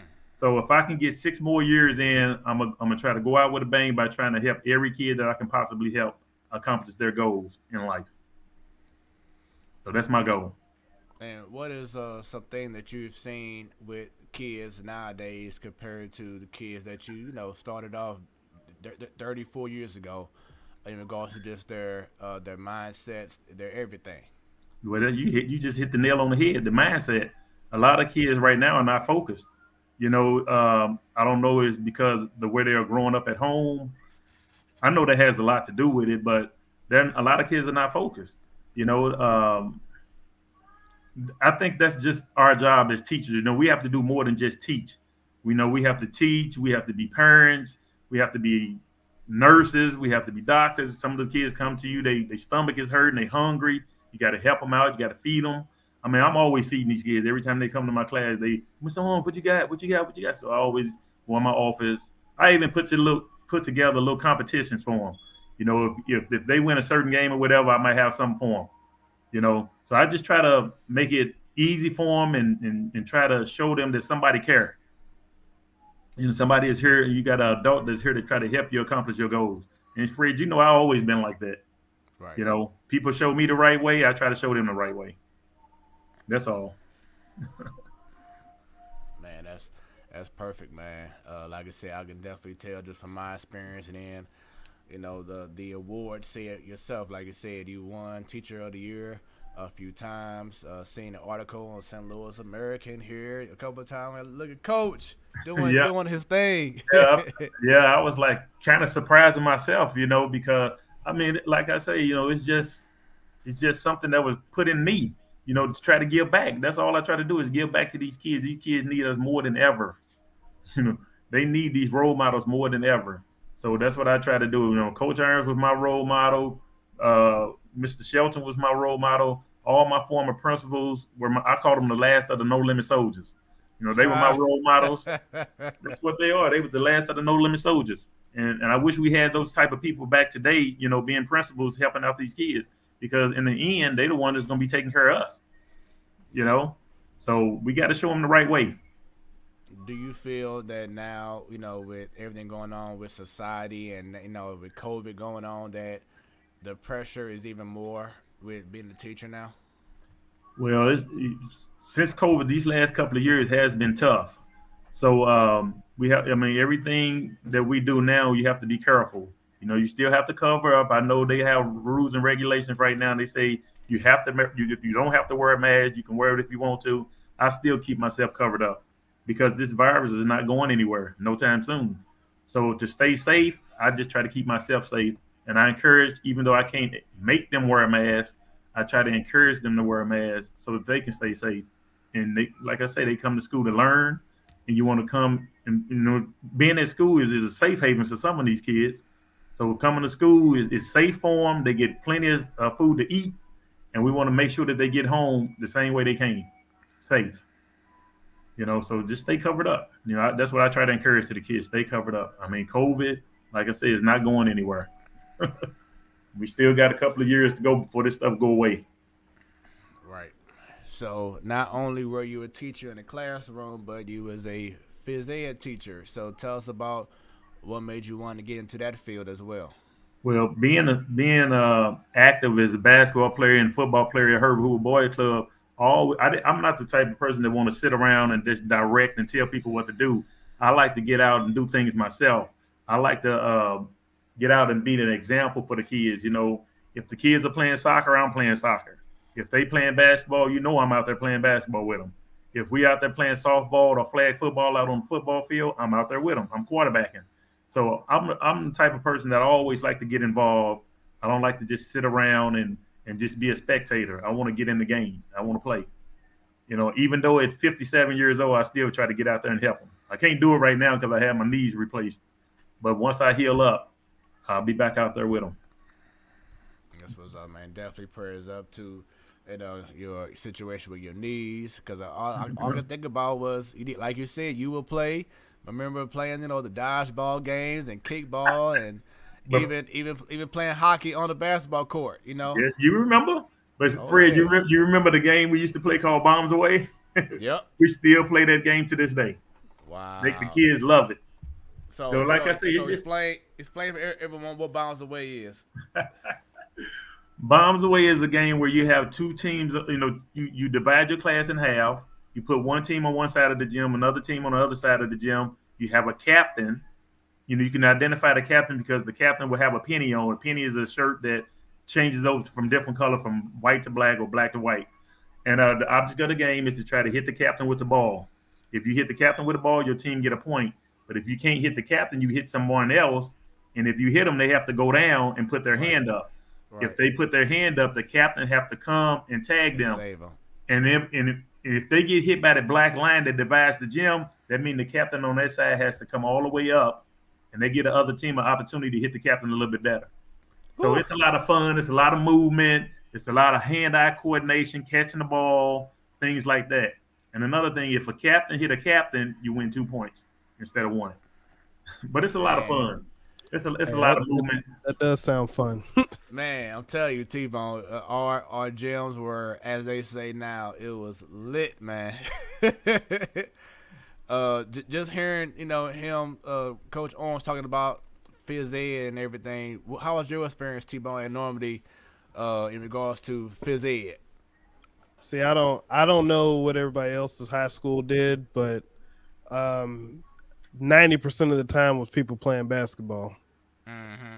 So, and the thing for me is I didn't always go to Normandy. I mean, I went to Normandy for high school and middle school, but I went to elementary schools that were different before that. So I was used to doing different things and different activities and getting a variety of things. Like one school I went to in elementary school, we had like the Olympic type stuff with the parallel bars, the uneven bars, stuff like that. When I got to Normandy, it was we playing basketball. What are we Yep. doing tomorrow? We're playing basketball. How about next week? Playing basketball. So, and obviously, I'm not a big not that I don't like watching basketball, but I don't really play basketball like that. Like my team or my sport of choice was wrestling. So, every now and again we'd go out and play softball, but that would be like 1 week out of the entire semester, or maybe a couple days. We would maybe one time I can remember doing like the hockey inside the gym class, but yeah, it was normally like the teacher would come in, we'd play basketball, bell would ring, we'd leave. But see, that's But the opposite of me. I mean, I love as much as I love basketball. We very seldom play basketball. Right. We play a ton of other games, because the kids they'll tell you you saying keep it real. The kids will keep it real with you. Miss, oh, we don't want to do this today. We don't want to do that. We don't want to do this. We're on our basketball unit right now, and we supposed to be on our basketball unit for 4 weeks. And I was in the gym today trying to teach the girls how to play basketball and how you make a layup and things like that. And oh my God, I had to go back to the old school of coaching to try to get these girls to learn how to play because they were so bored of playing basketball. So at the end of my gym period today, we ended up playing another game that they really love. So these days you just can't. We used to teach units back in the day. We have a volleyball unit for 6 weeks. We have basketball unit for 6 weeks. We do certain games for 6 weeks, but you can't do that with these kids today because their attention span, won't allow you. They'll tell you in a heartbeat, we don't want to do this today, and then it cause problems in your class. So you just got to keep moving, keep it going. We play about 3 or 4 different activities every day in my gym class. I go on the internet. I look at new games that we can play, and there's always something different. It's always something different just to keep the kids interested. And that's why they like coming to my class so much because we very seldom, I think we got the basketballs out probably just one day this year, 1 or 2 days, because there's other things that we can do. I need a time machine so I can take you into Normandy from 98 to 2002 because yeah, I mean, like I said, not to knock any of the teachers or coaches, the coaches that we had, they did well in the sports that they coached, outside of gym class, but it was kind of like this is a formality. You're here, you're pretty much going to get an A. Right. What do the guys want to do? They're going to pick their own teams. They're going to play basketball. If you don't want to play, you don't have to play. You can just do nothing. So No, we used to have fun Fridays. Fred, do you remember that? It was a lot of times we would go in the weight room. I would take the girls in the weight room, and I would have some of the football players to work with the girls, on lifting weights and stuff. And then on Fridays, I would put together a variety of different things. We would have a tennis table down there. We would play. We have a bowling match going. We have basketball games going. We have a ton of stuff just going. Just to keep the kids' interest. Because the kids will get bored on you, and Now, that's what you don't want. did y'all have block scheduling at the time? Yeah, we was on block schedules. Yeah, so we'd had the 90-minute classes every other day. I mean, I was always pumped up for my classes. I mean, like I am right now. I mean, I really enjoyed my kids coming to my class. And then when they see me in the cafeteria, what we doing today? What we do? And a lot of times I act silly with the kids. Sometimes if I got on a football hat or a soccer hat, they didn't know that's what we playing that day. I got a bunch of hats in my office, and whatever hat I put on, they know that's what we're doing that day. Yeah, So we have fun. it was always exciting, knowing okay, for the next hour, got gyms, it's gonna be on. We're gonna have a good time with it. I made up a game called Any Base, and we always play the traditional game of kickball where you just run the first base, second base, and third base. But in Any Base, you can kick the ball and run to any base you want to, as long as you touch all four bases. Because I use four bases. As long as you touch all four bases before you come home, and it don't matter how many people are on the same base. As long as you touch all four bases, it can be 3 or 4 people on the same base, and it just gives the kids a variety of options to run to what base. And the people in the outfield that's trying to get them out, they guess into well, who should I get out? Who should I get out? But it's a lot of fun. Once they learn the techniques and how to play the game, they develop their own strategies. Here, you run this way and I'll run that way. And it's just a lot of fun. We've been doing that for the last 10 years. I remember in elementary school, I used to like, what do they call it? Bombardment with the bean bags. Yeah. That used to be fun. That's what I always used to like to do. But that's what Bombs Away is. Bombs Away and Bombardment is almost the same thing, but it just has different rules and regulations. Yeah. We play a game called Kingpin, where I put 4 bowling pins up on each side of the gym, and I divide the class up, and each team will have a captain. Okay, the object of the game is to hit the captain, of course. If you can't hit the captain, you roll the ball and try to knock all 4 bowling pins down. If you hit a captain, you can win a game. If you knock all 4 bowling pins down, you can win a game. So you have a lot of strategies and movement and hand-eye coordination going into that also. So I just try to make up a whole bunch of different games where the kids can enjoy themselves. I like fun, man. I'm not a boring gym teacher. I like to have a lot of fun. And where did you get these ideas from in regards to these different games? Well, when I was in Oklahoma, we did a bunch of games like that, and then I go on the internet a lot. I go on the internet and try to pull games off, and then a lot of games I just make up. We played this one game called Volley Base. I mean, I noticed that when we was playing softball, the kids couldn't hit the softball because it was too small. So I just exchanged the softball with a volleyball, and I call it Volley Base, like baseball and volleyball together. And now they're able to hit the volleyball and play the game and have fun with it. And instead of hitting the softball, they hit the volleyball. So little things like that, you just have to make minor adjustments so that your kids can achieve what they set out to achieve. That's dope. And then you gotta also have a personality to go along with the kids. I mean, that's true. You can't sit there and just be a boring gym teacher. Here we go. Here, take it. Let's go. Yeah. Come on. And then and for yourself, girls don't like basketball that often. So that's the most thing I try to stay away from, because the girls will tell me in a minute, I don't want to play this today, Mr. Horn. Why we got to play basketball? I don't want to. So I try to play things that, and then I try to stay within my curriculum too. It's certain things that we have to do. We still have to do the physical fitness test. So we do that in the spring and in the fall. So I make sure we accomplish that. And then in between that, I just go. I even have scooters I bought for the kids. They can ride the scooters around in the gym. What? That's nice. Yeah. So physical fitness stuff was. Yeah, I remember that was mandatory. But other than that, everything else was basketball. Yeah. You got to have some type of a direction you want to set the kids in. So I mean, I still have kids, not kids now. They're adults now, but I see them working in different stores and in malls and things. Every time Coach Owens, that was my coach right there. And just like with Fred gave me a good introduction. But everything Fred said about me, I'm glad that he said it, because I mean, that's what I do. I try to have the kids to enjoy themselves. And like I say, I ain't saying it because Fred got on I'm on his show, but Fred was one of my favorites. He really was. That's what's up, man. I appreciate it. And something that I'm working on now is booking guests for our shows that played a major role in each person who I have on the show live. So hopefully in the future I get someone that inspired T-Bone, and get someone who inspired this person and that person. So it's like, hey, why not start off with me? For people who always see me as the host or a DJ, producer, whatever it is, but they don't know. Like, for instance, for my wife, she heard me say about some things, but just be able to hear someone else talk about how I was back in the day, get that experience, what I'm saying, enjoy, what Fred, what you heard about me. You kind of blossomed though, because when I pulled you up on Facebook, And I saw that you was a DJ, and now that you have your own radio show, I'm like, this is Fred. I can believe we was Fred. Exactly. Hey, Because I tell Fred people was. all the time that. I'm not kidding, man. I was like, Fred, quiet Fred. I Right, said, Fred exactly. doing all this, and he was quiet as I don't know what.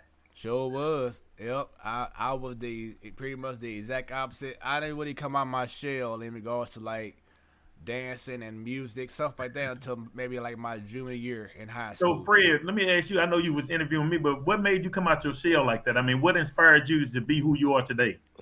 Man, shoot. Keep it 100. Uh I was always shy in Yep. regards to like going to parties or trying to be social. But then this girl that I knew at the time in high school, uh, she invited me to a party. She had like in the backyard of her house like a little tent thing, and I was like, you know what? I'm gonna just go there and dance. Don't just be on the wall, being quiet, being Right. shy. I'm gonna just go ahead and go out there, have a good time. And it's like ever since that moment when we started having homecomings and prom, whatever it Yeah. was, here, let's go.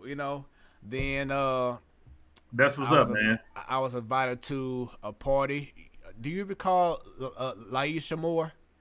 Laisha Moore. No, I don't recall her.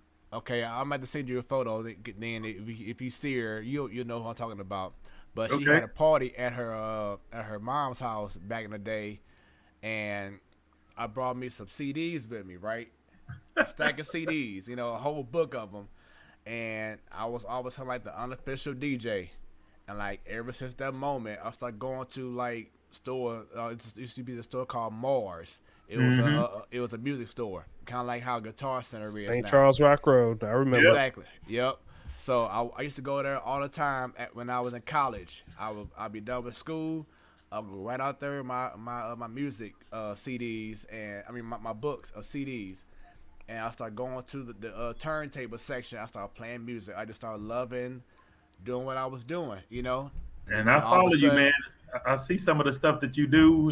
Some of the dances that you do, and I'm yeah. like, oh, Fred got it going on. Yeah, cause hey, I told my wife like I didn't even cuss in high school. Nope. Cause I came from a Christian school first off, so I came from a whole different culture shock. You know what I'm saying? From being in a Christian school, a private 200 to 300 student Christian school to going to the V. That's a whole life change right Fred, let there. me tell you one little quick story, and this is the honest to God truth. Okay, we were at Vashon, and I think it was like some basketball players. It was like you and about four other people. I don't know if you remember this. And I think one of the kids was talking back or saying something smart. And then when Coach Ernst came around, I let him know. I said, uh, Fred and a couple of other basketball players got in trouble. They was talking bad to such and such. And then he was like, "Oh no, you couldn't be talking about Fred." I said, "Yeah, it was Fred was there." He was like, "No, you could not be talking about Fred. Fred is not that type of person." And I found out that it wasn't even you Dang. because you just wasn't that type of person. When Coach told Right. me that, I didn't believe it because I didn't know you like that at the time. But Right. when I got to know you, I was like, Coach was right. I said he ain't even that type of guy. It was the other guys. So, like I said, man, you came out of that shell blazing. And you know why I wasn't like that? Because of my mom. I was going to say She that. I was going to say that because I see your mom. She a pastor or something now, right? yeah, she's a pastor. But look, your mom, like I said it once before, and I said it earlier during the show. Your mom was your backbone. She was always there, and I used to sit down and talk to your mom all the time. You remember the time when we was debating on if you should have played varsity or B team? Man, I'm so glad you brought that up because I was gonna bring it up later on, but I want to talk about that because I felt, even though it was an honor, but Right. I felt that I wanted to stay That, on the whole year in JV. yep. But so you can go ahead and give your story. What I'm saying, in regards to your thoughts on that. Coach Aaron might be listening, but anyway, I wanted Fred because Fred was a good, solid basketball player, and he could dribble, and he was just a solid basketball player. And Coach Aaron wanted to move him up to varsity, but if he would have moved up to varsity, he wouldn't have played that a lot. But if he'd have Exactly. stayed on B team, he would have played a lot. So we was kind of torn on to allow him to play B team or varsity. But like I say, Coach Irons was the coach, so he made a decision to move him up to varsity, and then, to me, that was a good choice. I mean, I just wish he could have stayed on B team with us, but he moved up to varsity. His talent took him up to varsity, so that's Yeah. the way it ended. Yeah, like I said, I definitely was like, wow, I'm straight on the varsity team, but I always felt like personally, if I would have stayed and just matured even more Yep. playing, B team, that by the time that next season, it's like, okay, let's go. You know what I'm saying? Because I came in the middle of the season, my freshman year. So it's kind of like I had to try to catch up to everybody else. It wasn't like that new Right. year, whatever. So I was trying to, still find my way in regards to playing high school basketball. But yeah, Man, just those playing those playing those B years team, those amazing. years of coaching B team, I ain't kidding. I'm not just saying this. What those years of coaching B team was like the highlight of my career. I used to love coaching B team because I was getting them ready for what Coach Irons had for them when they made it up to varsity. Right, And everything that we were teaching on varsity, I was teaching on B team. But they were so young. The kids were so young. I mean, I was young too at the time. I think I had some kids that was like 15 and 16, and I was only like 22 or 23. So, but we just had a good time. I mean, we came in, we worked hard. We went over to Dunbar Elementary School to practice. Remember that? yep, We used to go over sure to do. Dunbar. We used to walk from Vashon Walk and for go the over to V. and I told him, I say, well, we got to be there by 2:30. If you're not there at 2:30, you're not getting in the gym. And Right. everybody used to hustle over to Dunbar for practice. And we in that little bitty small gym, we came out and played some good basketball and won a lot too.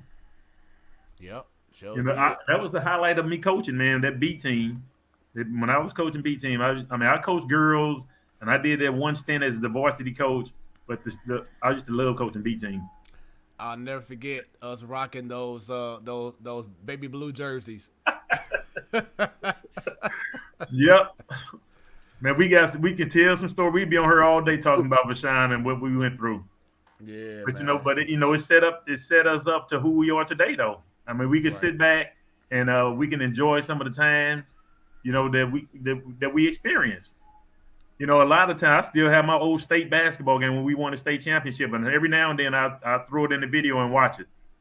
And that thing was from 1983. That was back 30 years ago. So Man. I'll watch it. I got all of my college games on videos and one of my high school games, and I watch them every now and then. I mean, they old now, but every now and then I'll watch one. So how was it from playing for Floyd Irons to now being part of his coaching staff? Well, it was basically the same. Everything was organized. Everybody had a role to play. I was always working with the big men and teaching them how to drop step and do certain things in the post. And Steve Hall, the other assistant coach, he was working with the guards the majority of the time. And Coach Irons was just the orchestrator of everything. He did some of the coaching, but in practice, we did a lot of working with the big men. And I did a lot of working with the big men, and Steve did a lot of working with the guards. And then Coach just brought everything in together and put everything together and made it work. It was like magic, really. I mean, we used to travel around like we was the Lakers, like we had a chip on our shoulder, and like couldn't nobody beat us. That was our mentality. And he prepared us to play like that and to coach like that. And T Bone, you hear that? How he said that they had that mentality like no one could beat us. Mm-hmm. That's what I'm talking about in regards to the Cardinals. Like they had that mentality back in the day. Like you know what, as soon as umpire says play ball, you gonna expect for us to beat you. And Yep. see like right now, it's lacking with that team and with upper management. So hopefully that could get corrected. That's exactly what I was referring to in regards to the Cardinals. Yep. So I see that you. When did you coach varsity basketball? Head coach, should I say? Well, the year Floyd Irons retired, you remember he Okay. retired real quick and then he came Uh huh. back. Right. I coached them from, I think it was in the fall. He came back this spring when it was time to go to state. He got Yeah. he got back in the gym and started coaching them again. But we had only lost one game. When that was to Kevin Durant, Kevin Garnett now Right. East from St. Louis. Chicago. I mean No, they from Chicago Farragut. Chicago Farragut. Yeah. That was the Right. only team when I was coaching the varsity team. That was the only team that we had lost to. And when Coach Aaron came back, we was already like 23-1, something like that. So when he came back, we went to state, but we didn't win it that year. And I can't remember exactly what year that was. It was 2000. It was 1990 something. Yeah. But Did you feel that the amount of success that you had coaching during that time that should have propelled you for other big head coaching roles for different schools? well, I was always a part of Floyd's staff, and I really didn't want to leave. But when you're given an opportunity, you have to really consider it. To be honest with you, I didn't get any offers. I stayed on Floyd Aaron's staff, until I stopped coaching. And I started coaching my daughter's team when they went to Clayton. I coached my youngest daughter team from second grade to eighth grade, and I coached my oldest daughter's team from second grade to 18. So I coached 12 years out in Clayton, helping my kids, try to get a scholarship, but they just weren't interested in playing college ball or anything like that. They just wanted to be on the team because their friends was on the team. And Fred, if you remember this, you was on my tennis team too, weren't you? Man, you are like you must have my notes or something because I was just about to come in with that teaser. Fred, I was the tennis coach for 22 years, Yeah. and Fred played tennis for me too. Yep. So I was coaching girls and boys tennis.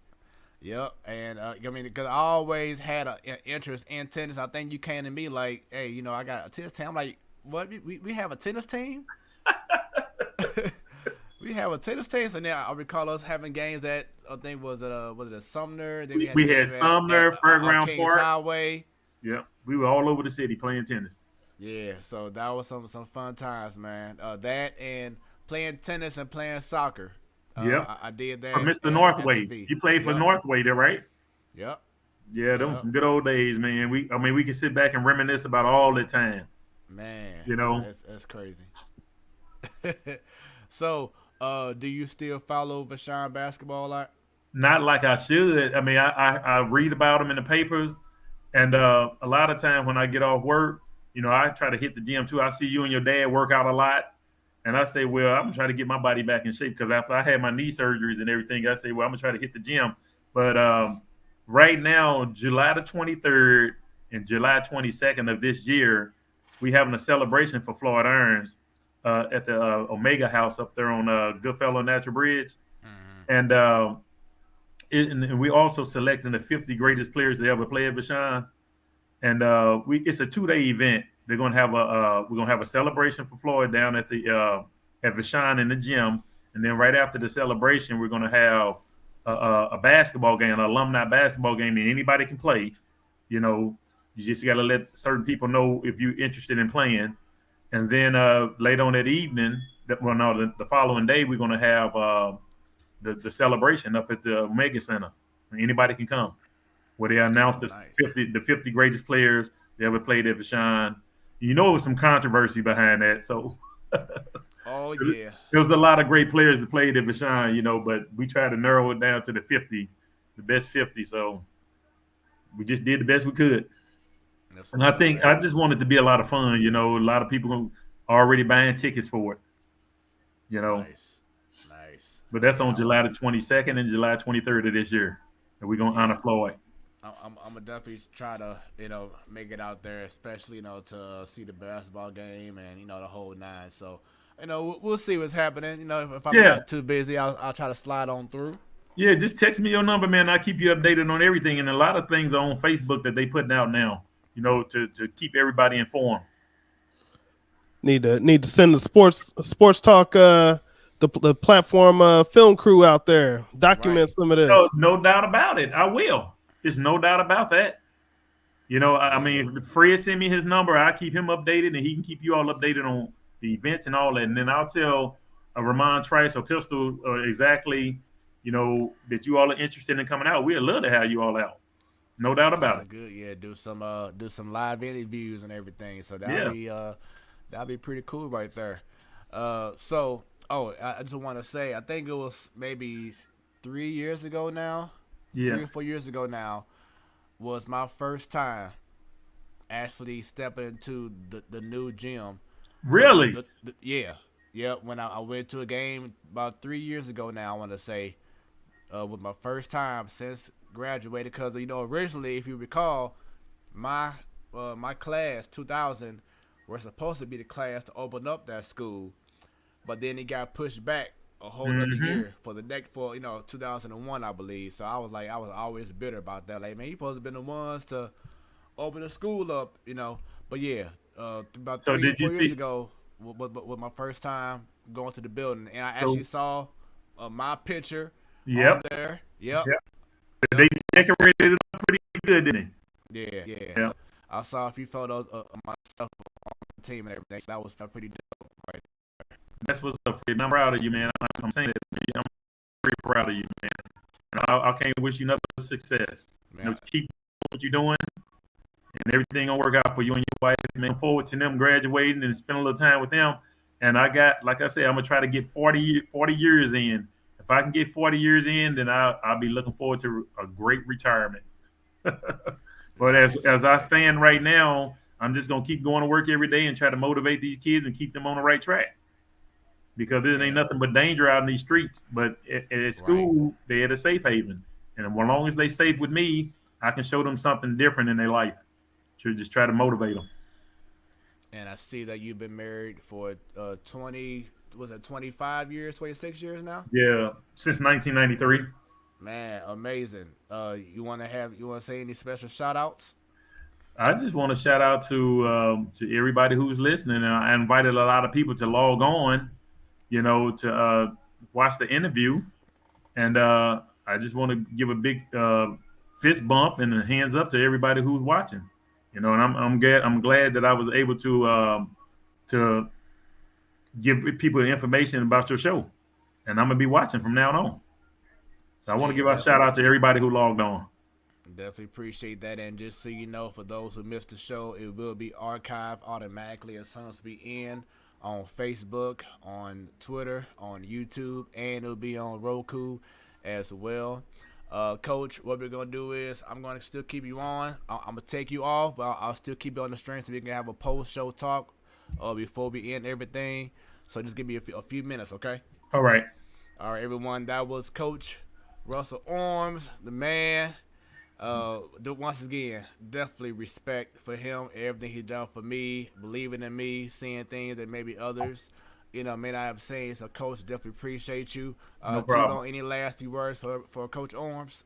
Man, it was great to hear. Great to hear your story. Great to hear about your mentality with things. The school system needs positive role models like you. We need people out there who are not just going to give the kids what they necessarily want, but give them what they need, and then find out that they wanted it all along. So you You're right, know, man. I hearing you is motivational. So I'm glad to hear from you. Well, I'm glad you all invited me to the show, man. And like I say, I don't have number of respect for you, Fred. You're a good man, and keep up the good work, both of y'all, you and T-Bone. You definitely appreciate that, Coach. So, go ahead and just stay on for us real quick, all right? All right. Yep, definitely a great interview right there, man. T-Bone just wanted to once again show you and show others, just a little bit of background from, where I came from. You enjoy that? Good stuff, man. Good stuff. It shows where you came from. School, the school, the foundation, it all showing off long term. Yeah, man. Definitely just feels good to. It always feels good just to feel appreciated, man, and to have someone who you growing up matriculating through who still recalls you saying certain things. I'm like, what? Oh yeah, that's right. The whole nine. So it just feels good. My mom, she already just texted me. She enjoyed the interview from Coach. So, Coach, she definitely already saying hi to you. So, once again, thanks very much for being part of our show. One more topic, T-Bone, I wanted to really tackle real quick. We discussed it a little bit on our chat in regards to HBCUs. You had something that you wanted to bring out after we had an interview with Coach Reed, and how he was saying wasn't a comparison between being in the band and being at an HBCU compared to, of course, playing for Alabama and Ohio States and whatever. Yeah, I think what I was missing and what I was trying to say is, when the talk is made about, players being, and again, this is all the hypothetical, right? The hypothetical was people talking about players being paid by universities or the more money being able to go to players. And one of the things I used to brought up in that interview, I believe, was, well, if you're going to play the players, then what's the line? Because why wouldn't you pay the other people that help generate money? And that includes the band, because I have experience with that. And the argument was, well, the football team generates the revenue. And what I realized, and even from our text exchange, what I realized is it's just the difference in perspectives, right? Because the things as it is, the way it is now, right? If you're talking about Alabama, Ohio State, schools like that, yeah, the football team is what draws the money because that's what people come to see. But from my perspective, when you're talking about HBCUs, the football team is part of the equation, and even a school like Jackson State, we brought that up. You know, I think it was Texas A&M that they played. I'm pretty sure that's who it was that they played on ESPN, and the people that tuned in to see that game were mad because they didn't play the halftime show. Mm. Because when you're talking about an HBCU game, that's part of the package. And if that part of the equation is missing, then that takes some people out of it. People aren't as interested as they would be if the band were there and they get to see that halftime show. So, from my perspective, when you're talking about an HBCU, a band is just, again, individual people, that's different. But if you're talking about components of what makes the presentation of that football team or that football game, it's the football team plus the band that makes that up. So why wouldn't you, if you look at a band, the drum majors are the featured faces of the band. So the drum majors would be equally, likely to be able to get paid by the school as anybody else because they help drawing people to the games.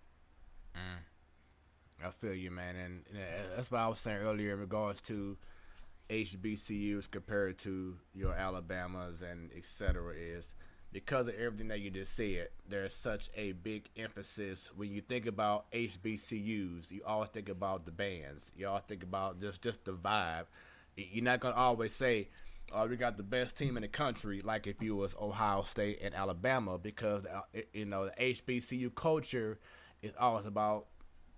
From what I've seen, it has been in regards to family and the environment and party and just living the life. So I don't feel that, just from my perspective, that it's not a big emphasis in regards to, well, how well is the team?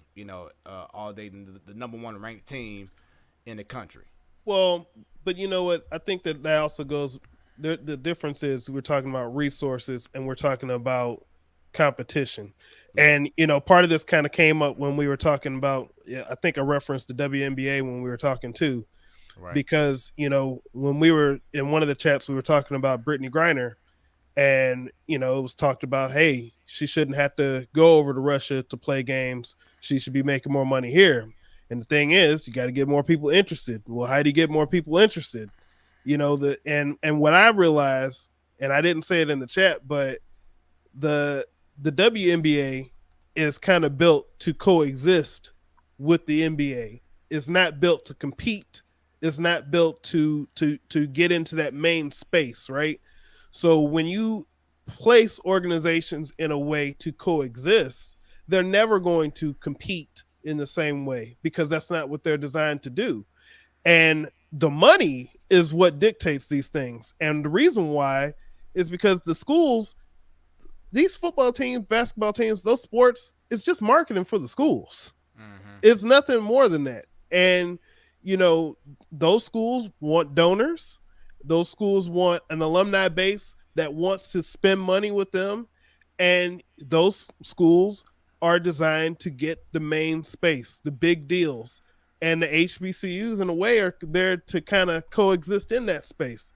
Yeah, they can exist, but honestly, the people who are making the money with the NCAA, they don't want the HBCUs to have that chance, because again, it all comes down to money, and that's my opinion, that's my perspective. But you know, the HBCUs, like I said, they're designed to coexist. Sorry about that. And the last thing I want to bring up, as you just brought up earlier, Brittany Griner. We brought her up last week, but once again, send all the prayers up, man. And she needs more attention in regards to her being detained in Russia. As we discussed before, the U.S. can't do anything. It's pretty much on Russia. And we just don't know about her health right now, her mental, anything. So definitely prayers up to her situation. Everything that she's done for the WNBA, just for women in general, and for her to be in the situation that she is right now, we just don't know anything, and that's the biggest problem. But once again, this is your Wednesday night Sports Delight, the platform sports talk show. We hope that y'all have enjoyed this show. Once again, we will not be on next week. I'll be enjoying a concert live in person, so the show won't be on next week. But next time we're on in 2 weeks, bam, it's all about the Man Cave, the debut of the Man Cave. Once again, Sadal,